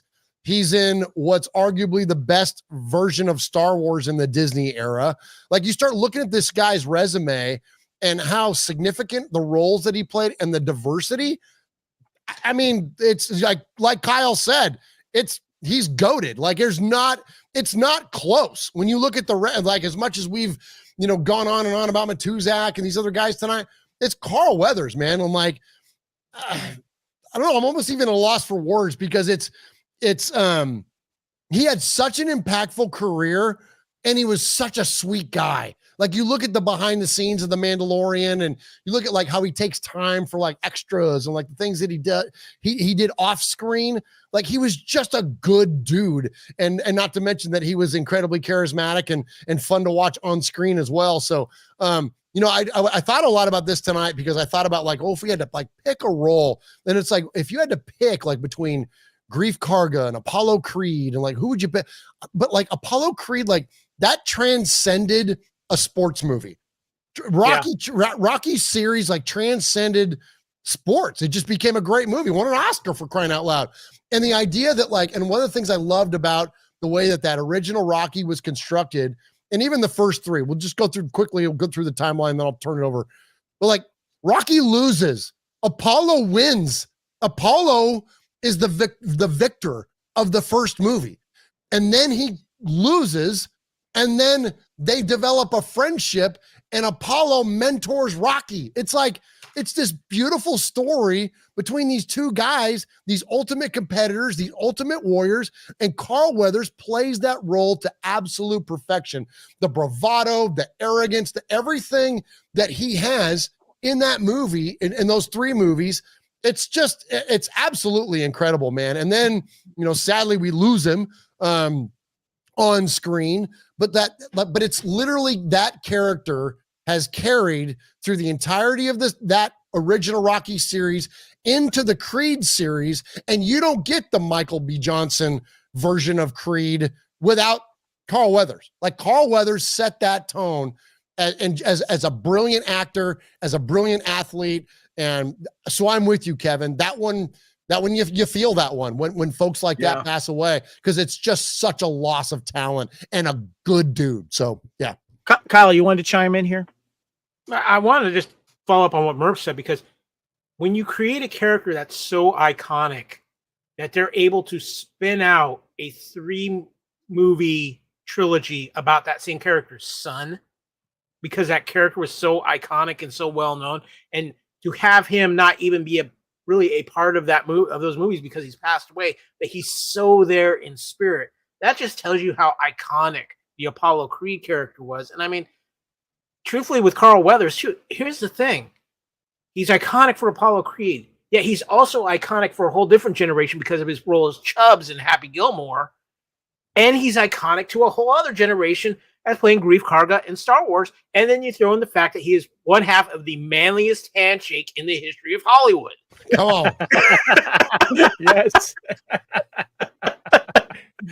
Good call. Rich, I got to get your thoughts here on Mr. Apollo Creed here. Well, I agree with, naturally Rocky with him as Apollo Creed. I mean, Rocky 3 is my favorite. When they, you hated him in 1, you hated him in 2, and then all of a sudden you just love the guy in 3, and then of course you grieve for him in number 4. But I love the bond that they had in Rocky 3. And just, when they were training, and I love that whole thing at the end, after this, you're going to owe me. And then they wind up fighting themselves. And I loved his character, but also I loved him in Action Jackson as Jericho Action Jackson, the Detroit police officer. What a great cast. You had Craig T. Nelson up from that show Coach. He was a bad guy in there. Sharon Stone was in there, and Vanity was in there, and Vanity, a very attractive woman. And another little link with the Raiders is Vanity was married to Anthony Smith from the Raiders, who played for the Raiders from like 90. Oh, good one. Did not know that. Nice. Yes, kind of a tumultuous relationship, but yeah, she was married to Anthony Smith for a few years, or I believe 1 year. Gotcha. Yeah, guys, when he passed away, Carl Weathers was one of my favorite people. And I did want to share a little personal thing. I've got some good friends of mine that are in the 501st with me. For those of you that don't know, the 501st is the official Star Wars costume group that is recognized by Lucasfilm and many other people. And the costume regulations are very strict because it needs to look screen used and screen accurate. When they were filming the first season of The Mandalorian down in Los Angeles, they put a secret memo out to the 501st saying we need some stormtroopers. And a lot of my friends were able to go down to this and be extras in some of the climactic scenes with stormtroopers in that first season of The Mandalorian. Here's The Mandalorian right here. That's season 1 right there on Blu-ray. And what's really cool is when the behind the scenes stuff was coming out for The Mandalorian, he's saying hi to a lot of people, and then he goes like, "Go Raiders." So even though he wasn't with the Raiders for a very long time, remember that. He was a Raiders fan. You remember that, Murph? 100% I do, man. That was a great scene. Yeah. Yeah, and always a Raider, I mean, that's the mantra. Yeah. And what's really cool too is he became a really good actor. You could say that when it comes to acting himself, he's got the chops, and he's done so much work. I love seeing him, and I miss him. And I did want to mention, by the way, earlier, I did mention that, of course, Lyle Alzado, again, Rich, you won't know this, but Lyle Alzado worked with Billy D. Williams, who is, of course, in Star Wars. Well, and, what do we have here? Wrote it down. We also now title down. I want to try to see if I can check that movie out. Do I have a Colt 45 somewhere? Now, Action Jackson is a great movie, a good vehicle for Carl Weathers. If you haven't seen it, check it out. Rich went down the lineup. Craig T. Nelson, God, what a good villain in that one. Oh, but here's an interesting little trivia. As I mentioned earlier, there's a lot of stuff, a lot of movies that went to Laserdisc and went to VHS that never made it to DVD and Blu-ray. And one of those is a Carl Weathers film co-starring with Billy D. Williams, Dangerous Passion. Came out in 1990, 91, I think it is. I think it started as a TV film, but here's what's really funny about this. Overseas, this movie was actually promoted as Action Jackson 2, even though it has nothing to do with the first film and he's playing a different character. But in order to move things overseas, you can find posters for Dangerous Passion as Action Jackson number 2. Not a great film, but it's nice to see Billy D. Williams as kind of a villain in this is good.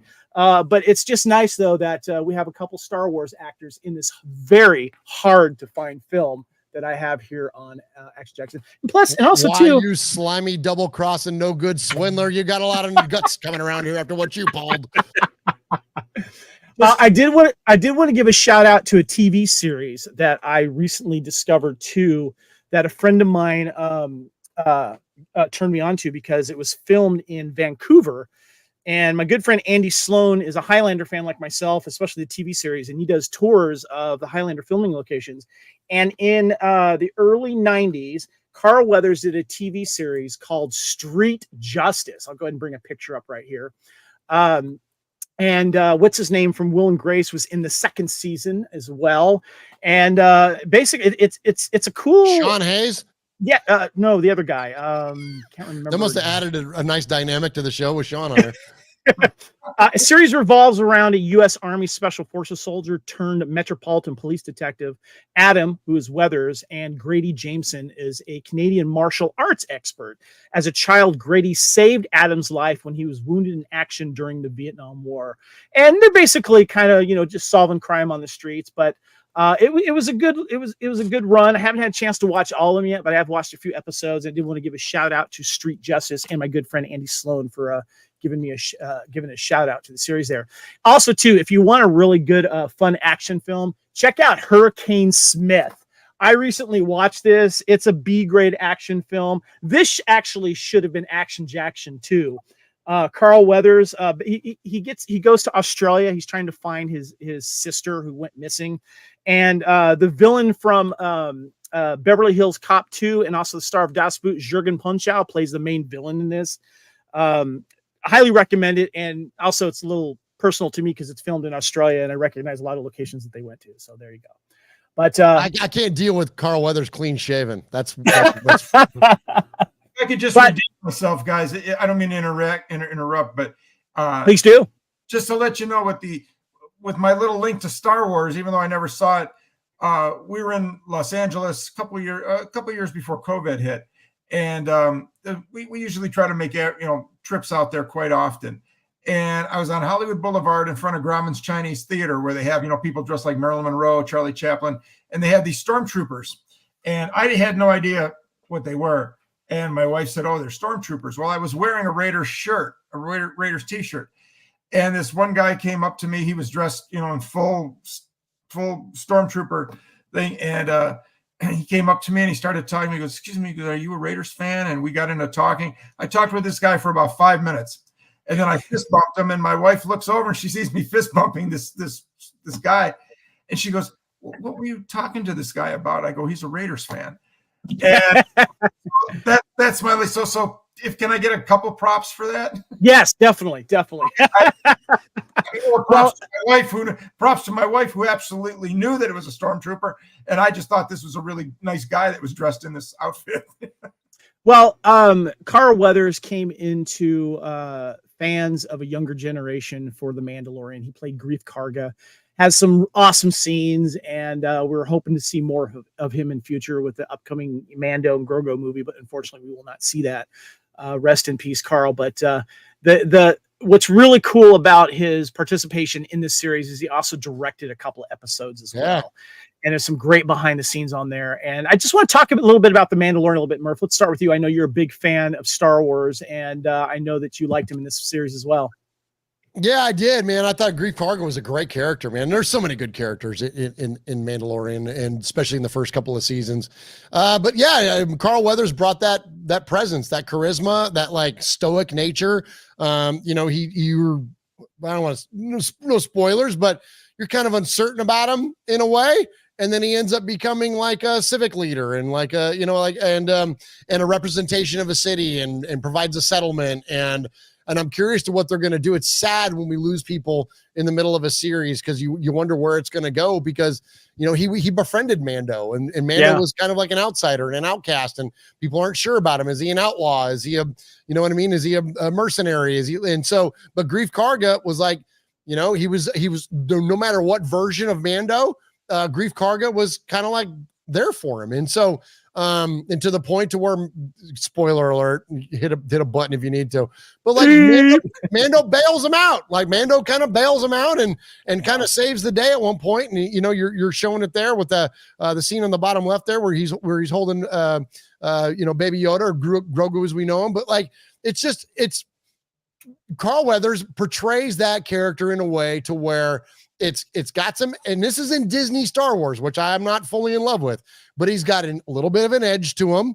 He's got a ton of charisma, and at the same time, he's a very sweet and kind of sympathetic character at the same time. And so to have that kind of diversity in the acting, and listen, this is a show where the main character's in a helmet.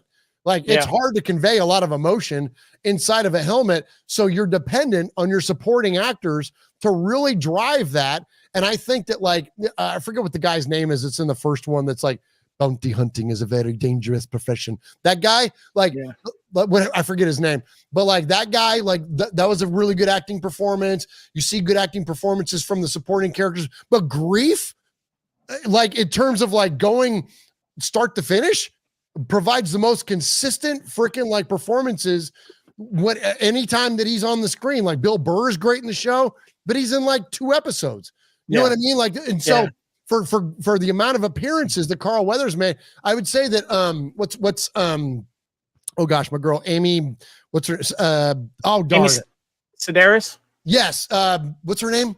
Shame on me. Pelimoto. Pelimoto, thank you. Yeah. Pelimoto is great, but even she's not in it nearly as much as Carl Weathers is. And so Carl Weathers, man, I think that, of course, Gina Carano was in a lot of it before she got dismissed. But I think that, like, Carl Weathers, when you lose him, I'm curious to see what they're going to do with the movie. I mean, I guess they got to really, dig into Katie Sackhoff and the Bo-Katan character and, all that kind of stuff. Or I don't know where you go from here. Of course, Giancarlo Esposito was phenomenal. But it's going to be interesting what they do without Carl, and just a massive loss for the Star Wars universe. Kyle, I want to get your thoughts real quick, but I want to give a shout out to Wyoming Rady. He said, yes, Wyoming, we did talk about Lyle Alzado. We talked about this gem right here, Destroyer. So go back and make sure you guys check that out. Kyle, you and I, Fandom Podcast Network brothers, we talk all about fandom, and Star Wars is one of the biggest ones. And The Mandalorian has been one of our favorite projects to bond over and talk about. Please give us your thoughts on The Mandalorian and, of course, Mr. Carl Weathers. Grogu, Baby Yoda, whatever you want to call it, might be the star and the breakout thing of The Mandalorian, but Carl Weathers was the heart of The Mandalorian. Come on, there it is. Yeah. Come on, do the magic hands thing. Come on, do the magic hands thing. I mean, to get that, considering Carl Weathers' history with hands, being a boxer with Apollo Creed, and of course Chubb in Happy Gilmore, and the hand thing he had there, but. No, Carl Weathers was the guy we ended up all being able to relate to in The Mandalorian, because we weren't sure about him at first, but then we see him this kind of hard-hearted, but still has that hard edge to him as well. He was the relatable character for a lot of people in The Mandalorian, because it's hard to relate to the Mandalorian when he's in the suit of armor all the time, and it's Grogu. I mean, you're like, oh, he's so cute, but you see Carl Weathers where he's this hard-edged thing, and then Grogu comes along, and he's like protecting Grogu with everything he's got. It's great, and again, it's introducing Carl Weathers to a whole new generation of fans, and that's what makes him so unique and special, because there's a whole generation that knows him as Apollo Creed, or maybe even Dutch from Predator. There's a whole generation that sees him as Chubbs, and now there's a whole new generation that got exposed to Carl Weathers through The Mandalorian. And the sad part is when we lost him, he was just really carrying the momentum on that. He was doing that ad campaign with Gronk for the Super Bowl on the field goal kick. For the next season, or the Mandalorian film that was coming out. And who knows how far this character could have gone in Star Wars, and who knows what other opportunities Grief Karga leads to for Carl Weathers. And for a lot of us of our age range, we've known Carl Weathers generationally, and that makes it that hurt that much more when he passed away. But it also makes him that much more memorable, and that is what's so special about Carl Weathers. And just from every report, I never got the honor of meeting him in person, but everything I ever hear is he was just the nicest man to the fans, always respectful, always treated them well, and appreciated them because he knew what they meant to his career. Can I get a question, Murf, Kevin? Yes, you got it. A question for the panel. Let's start off with you, Kevin.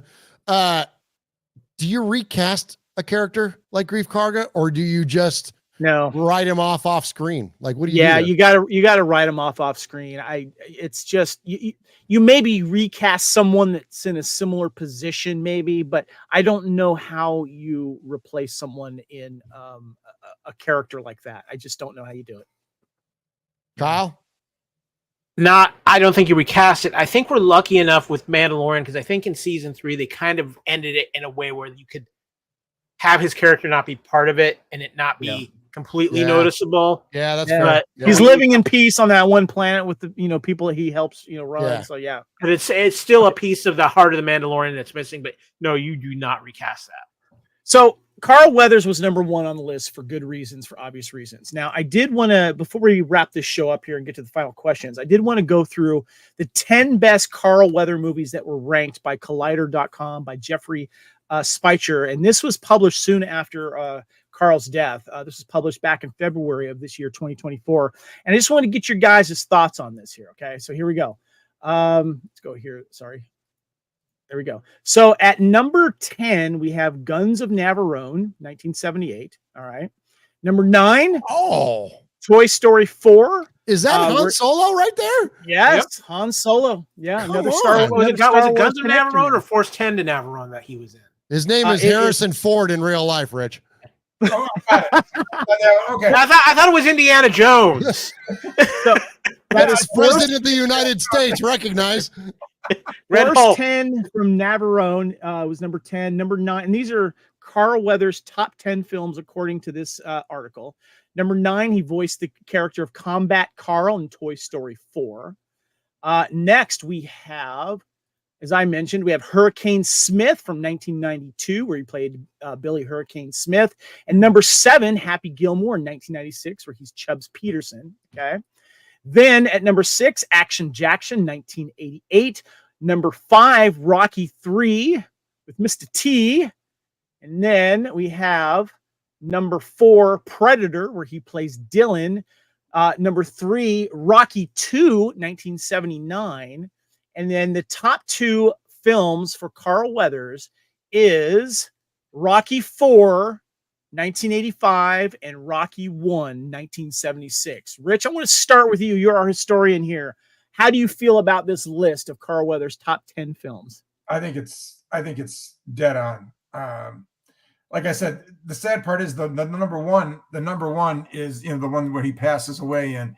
So that one was a little sad. And the second one with the first Rocky, again, you couldn't stand him in that movie, and then again, you learn to really like him. So, like I said, Rocky 3 is my all-time favorite. In my personal list, I'd put Rocky 3 at number 1. Again, that's just me personally, and then Action Jackson number 2.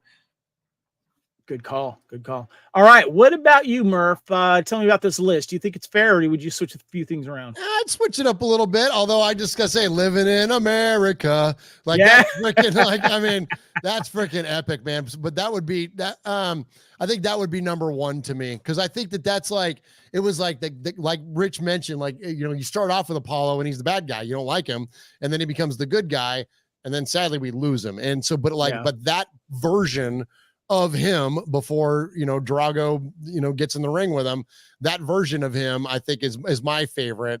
But then after that I gotta grow Grief Karga. I gotta wear my freaking Star Wars on a sleeve, man.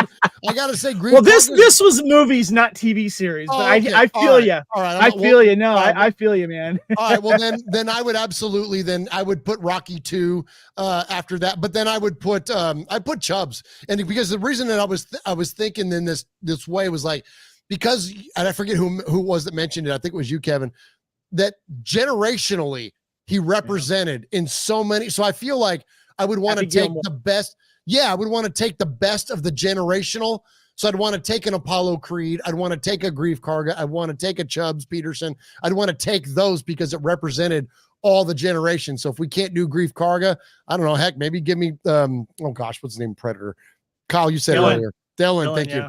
So Predators, there was a lot of great Arnold action movies back in the day, but if you had to pick one that's definitive, that could certainly be on the list, or if on the high list. Although I love the picture of the Guns of the Navarone. That's badass, man, with him and Harrison Ford. That's dope as hell, man. That's a great shot right there. It's a great Kyle, shot. Kyle, I need you to chime in here on this list that I did. Would you make any changes to it? Yeah, I'd make a couple. It's so hard with the Rocky movies because you just want to take that Apollo Creed performance and just take it all the way across. But for me, I actually agree. I think Rocky 3 is actually his best performance as far as that goes. I think to change that character so drastically and to stand up to Stallone like he does in that film is just outstanding. I'd probably put Rocky 4 number 2. I'd probably have Happy Gilmore 3 and then probably Predator 4 with Rocky 1 and 2 following that up, and those are flip-floppable in that case. Obviously, if you're going to include TV series, Grief Karga goes right up there at the top, but just based off of his movies. And I have to say this, it really is a shame that the Action Jackson did not catch on as a franchise for him, because I think he could have made it one hell of a franchise. Yeah. Good call, Kyle. You know what? I would put it number 1 is Rocky 3 for a particular reason. And after he passed away, I don't know if you guys remember, Sylvester Stallone did a wonderful tribute to him. And I love the ending of Rocky 3 when they get into the ring together and they go ding, ding, and they get ready to throw punches. And then it turns into that painting. Sylvester Stallone had that original painting behind him when he was giving the tribute to Carl Weathers. Good call, Kevin. I would give that one as number 1 because that's when he really cemented himself as not only one of his best friends, but as his mentor. And it brings a tear to my eye just thinking about the end of that movie. And then it makes his death even harder and bittersweet in the fourth film. Kyle, you had as you were talking about, Kevin, it reminded me, you don't get the Creed movies without his performance in Rocky 3. Yeah. Period. Yeah. Good call. Okay. That's a great call, Kevin, too. Cause I mean, we could really dig into like story and building story. Like that's their characters became as one, like as equals, as you know what I mean? In friendship and in because it was like they were hitting each other at the same time. And just and I'm with you, man. And then it was so sweet that Stallone had that as his backdrop. And what a freaking I mean, gosh, what a badass piece of art that is, right? Yeah. To have that up freaking hanging up. I mean, guy could have anything in the world that he wants, and that's the one that he picked. That tells you how significant Carl Weathers was to his life.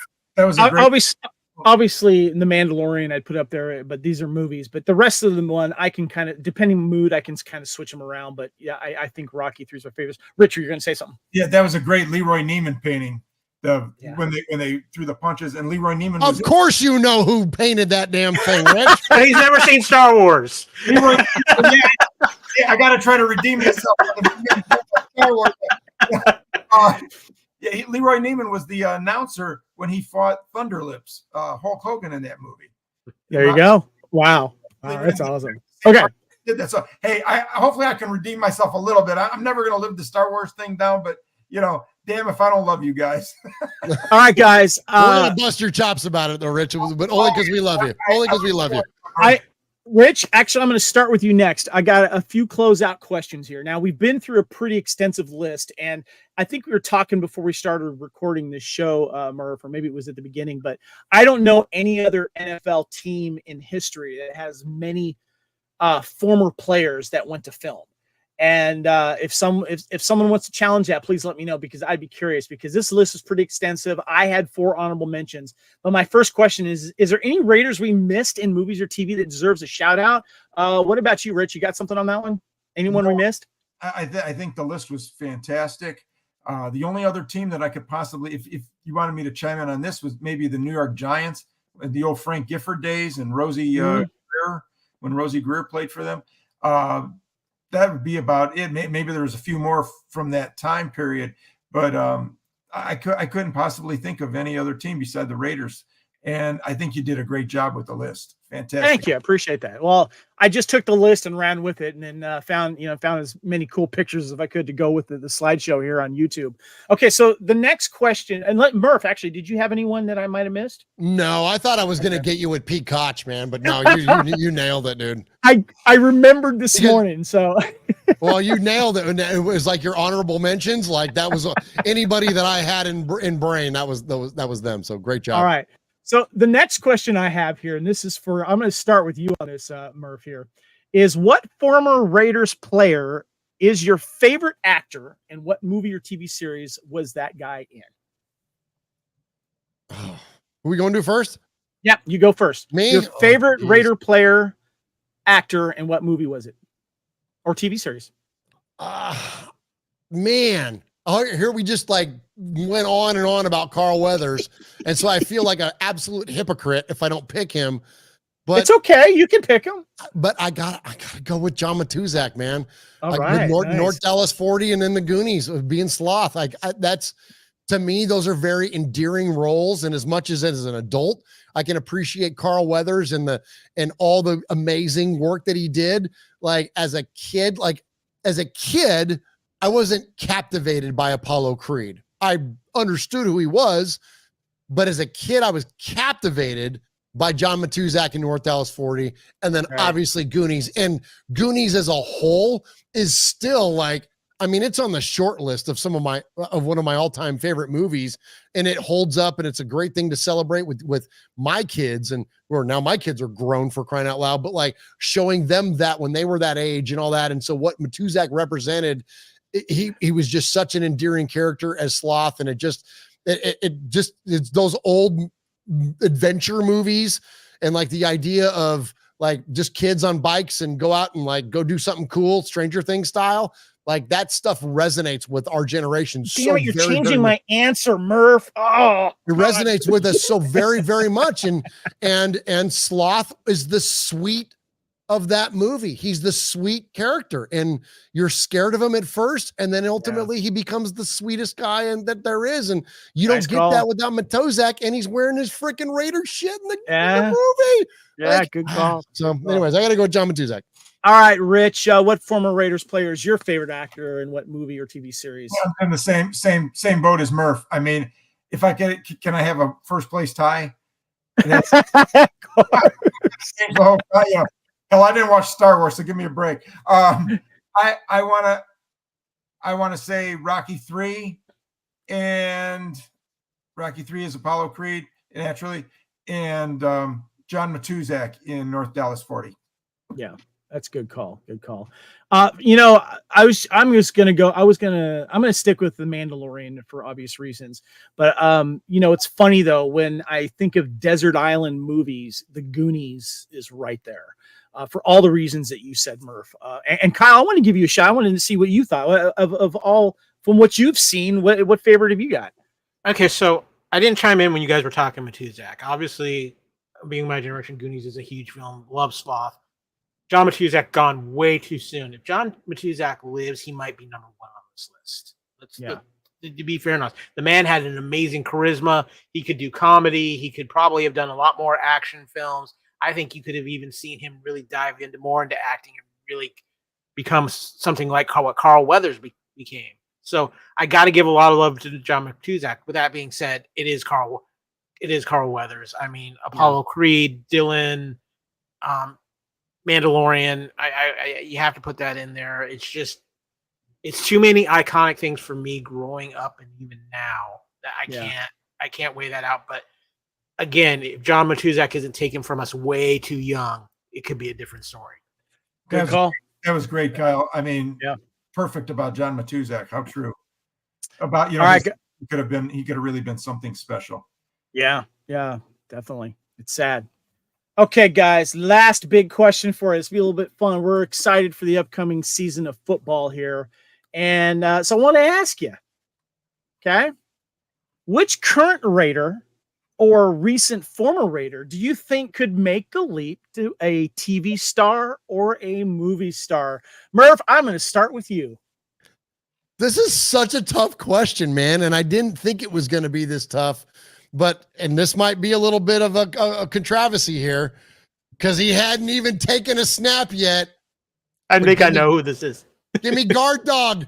Give me Gardner Minshew. Dude, that's what I was gonna say. That guy's an absolute nut. And like I want to pick Max Crosby. Like I want to pick, there's a lot of players that I could. Gardner Minshew is made for screen, man. 100%. He's literally Uncle Rico. Like there's no other. To me, it's a slam dunk. I don't unless you put Aiden O'Connell in as Farva in the Super Trooper series, like outside of that, like it's freaking guard dog. He is so funny. Like when you listen to him in interviews and when he was on the Max Crosby podcast, oh my gosh, it was so dang funny. I got a soundbite here. I'm gonna see if I can find it. Please do. Okay, you ready for this? This is just a little soundbite out of the podcast between Gardner Minshew and Max Crosby. Some areolas and what are you gonna do? What's better than that? Come on. It's so damn funny. His delivery, like he's got that Southern Mississippi drawl. He's got and he's funny. He's witty. He's irreverent. Like, yeah, give me guard dog. Kyle and I have been talking about his mustache for years, and it's just okay. There needs to be an ESPN 30 for 30 about the life of Gardner Minshew. This is a guy who lives on a trailer in the parking lot during training camp. Because I am in Florida, so I got the whole Jacksonville Jaguars experience when Minshew was here, and some of the stories that were coming out of Jacksonville about him are just crazy. I want to give a shout out to Yoshi. He says Jack Jones. Yeah, that's a great one. Yeah, I love that too. Okay, I want Rich to chime in on here. Rich, what current or recent former Raider you think could make the leap to TV or movie stardom? Max Crosby, hands down. And a recent one, Jimmy G. I mean, Jimmy G's got the looks, he's got the charisma. I know he's no longer with us, but as far as on the team, but I mean, he's got the charisma. But Max Crosby is to me, I could see him in action, adventure, and comedy also. I mean, I could see him doing the same thing, like Kyle said, like Matuzak could have done. I really think he's got a shot at it. Definitely. Well, it's so funny, Murph, because I was saying the same thing. I was thinking the same thing. I got to say Gardner Minshew. But I was thinking Jack Jones too. He's got moxie. I could see him doing something kind of fun like that. But and I'll tell you what, I'll throw you out another one. Christian Wilkins is a big personality too. Yeah, that guy's really funny when you listen to his mic'd ups and all that kind of stuff. Again, another guy that's not taken a snap yet for the Raiders, and we'll see what he's like this year. But that could be a guy that could be a lot of fun on screen as well. It's something you don't see a lot nowadays is sports stars going to movies and TV. The more like we said, Nnamdi Asomugha was the most recent one, but it's not really a thing that we'd see a lot more. Kyle. Well, I want to throw in on this Raider thing, even though I have. You love this shit. Come on, Kyle. I love it. Well, no, I mean, I have a very famous person on my favorite team, which I will not say on this podcast because I made promises. Oh my God. But let's start with that shit. It's Max Crosby. And Kevin, I think you'll appreciate this because there are a lot of rumors that they're going to let Jake Gyllenhaal make another Roadhouse film. And come on. How could you not see Max Crosby as one of the bar thugs that has to fight, that Jake Gyllenhaal has to fight if they're going to do another? All right, you're selling me on Matt. He just, what's funny is... But there's a second person. There's a second person on the Raiders who has not played a snap for the Raiders yet, and he already has the Hollywood character nickname, and that is your new tight end, Brock Bowers. I get a lot of SEC down here. Brock Bowers is a character. He's kind of a mini Gronk. He could be... there's something about tight ends. Let's be honest. There's something about tight ends, whether you're talking Kittle, Kelsey. I think Murph can confirm this with the soundbite, right? Yeah. Like Brock for Brock, the conqueror himself, Brock. You want to see your husband fight Brock? You got it. I love it. Shout out! We'll come after you for copyright. Shout out to Michelle. She says AJ Cool would be funny. Cool would that's be funny a great on call. screen. His humor is so clever and dry. I could see him in some type of comedy. But But yeah, shout out Michelle. That's a great call. Yeah. Underrated personality on the Raiders is AJ Cole. Absolutely. Zamir White has the muscles for an action movie. Oh, Yeah, absolutely. Even more so now. I just saw a picture of him recently. Was like, yeah, he blew up. All right, guys, let's wrap this up here. This is the Fandom Podcast Network. If you're listening to this, please check out the YouTube. For those of you in the chat, give us a like. Please give us a subscribe. We cover all kinds of genres here. And I want to give a shout out, first of all, Murf, thank you so much for coming on and doing this. I knew you would have a blast with this, and I appreciate your participation. Absolutely. Thank you for having me. Always so much fun to join you guys here in the Fandom Podcast Network. Always appreciate your fandom, Kevin. Appreciate your support of Raiders Fan Radio. And man, great to be on with Rich. Rich and I have done a few things together, but we certainly have never done a big live show like this. Always enjoy connecting with Kyle too, despite his Chiefs fandom. Like, easy with that shit. But yeah, always have a great time with you guys and look forward to doing this more. And anytime you want to have me back here on the network, man, always love to freaking nerd out. And like I was telling Kevin pre-show, like, this is like a dream for me. I just get to show up and talk. I don't have to plan nothing. I don't have to I got a handful of notes and I just get to show up and talk about our favorite football team and something that's relevant within pop culture. And so love the freaking the hair metal podcasts that we've done. Love the times that we've done shows about different movies and whatnot here on Time Warp, talk about the Raiders. Like, yeah, man, anytime you want to have me back on, and love you guys, and congratulations on everything that you've done, everything you're gonna do, and keep up the good work. Real quick, tell us where we can find you, Murf.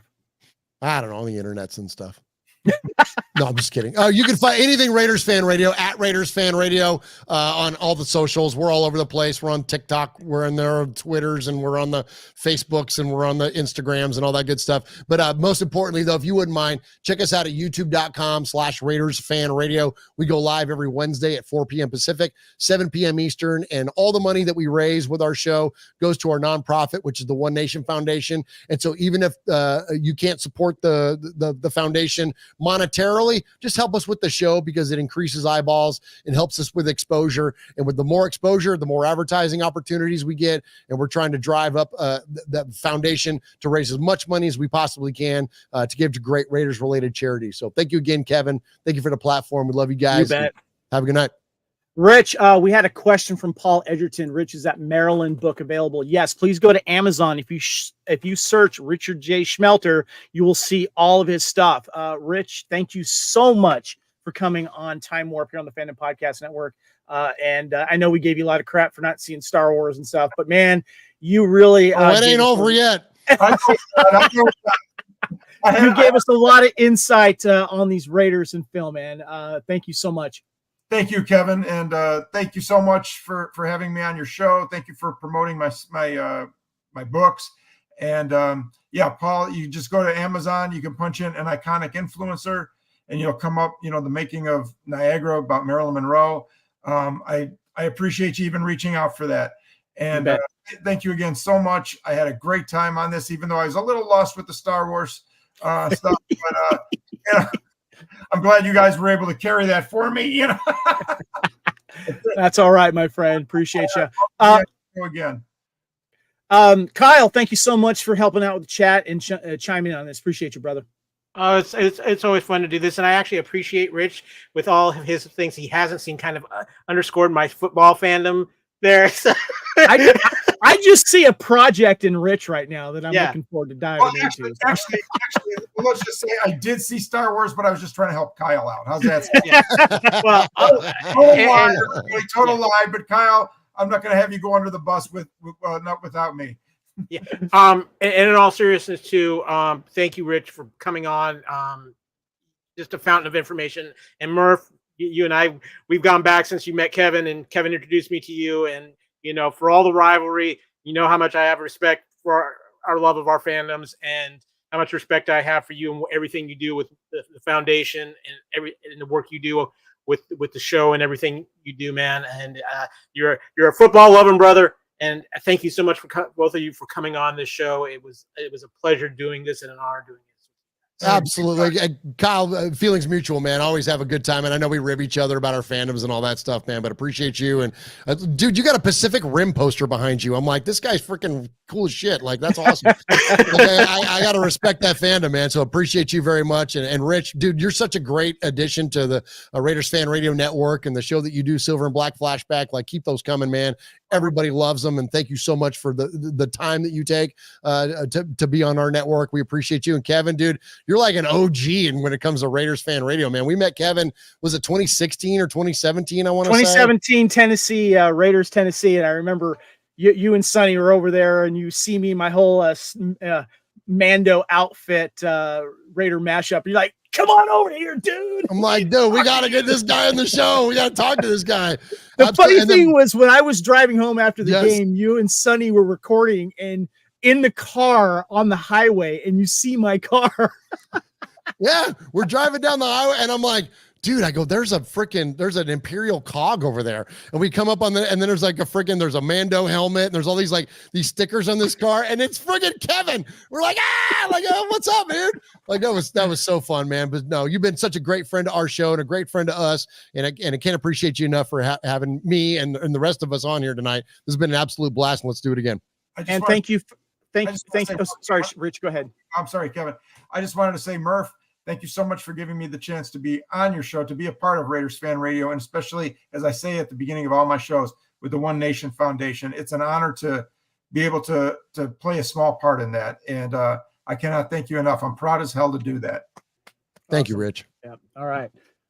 Again, if you're listening to the podcast, thank you very much. Share it out. If you're watching this on YouTube, please give us a like, share it out, let us know. And thank you for the Raiders Fan Radio family for jumping in here. Thank you, Michelle. Thank you, Paul. Everyone else. I really, really appreciate it. Thank you, guys. Again, Rich, thank you. Murph, thank you. Kyle, thank you. Again, guys, please check us out. We got a lot of other fandoms we like to share here. My name is Kevin. You can find me on Spartan_Phoenix on all of the socials. And it's been an honor. I put a lot of work into the show and I appreciate you guys sharing this with me. It was a lot of fun. So thank you guys. All right, guys, till next time, please check out Fandom Podcast Network. Please check out Raiders Fan Radio and please donate to the One Nation Foundation. We love you guys and go Raider Nation.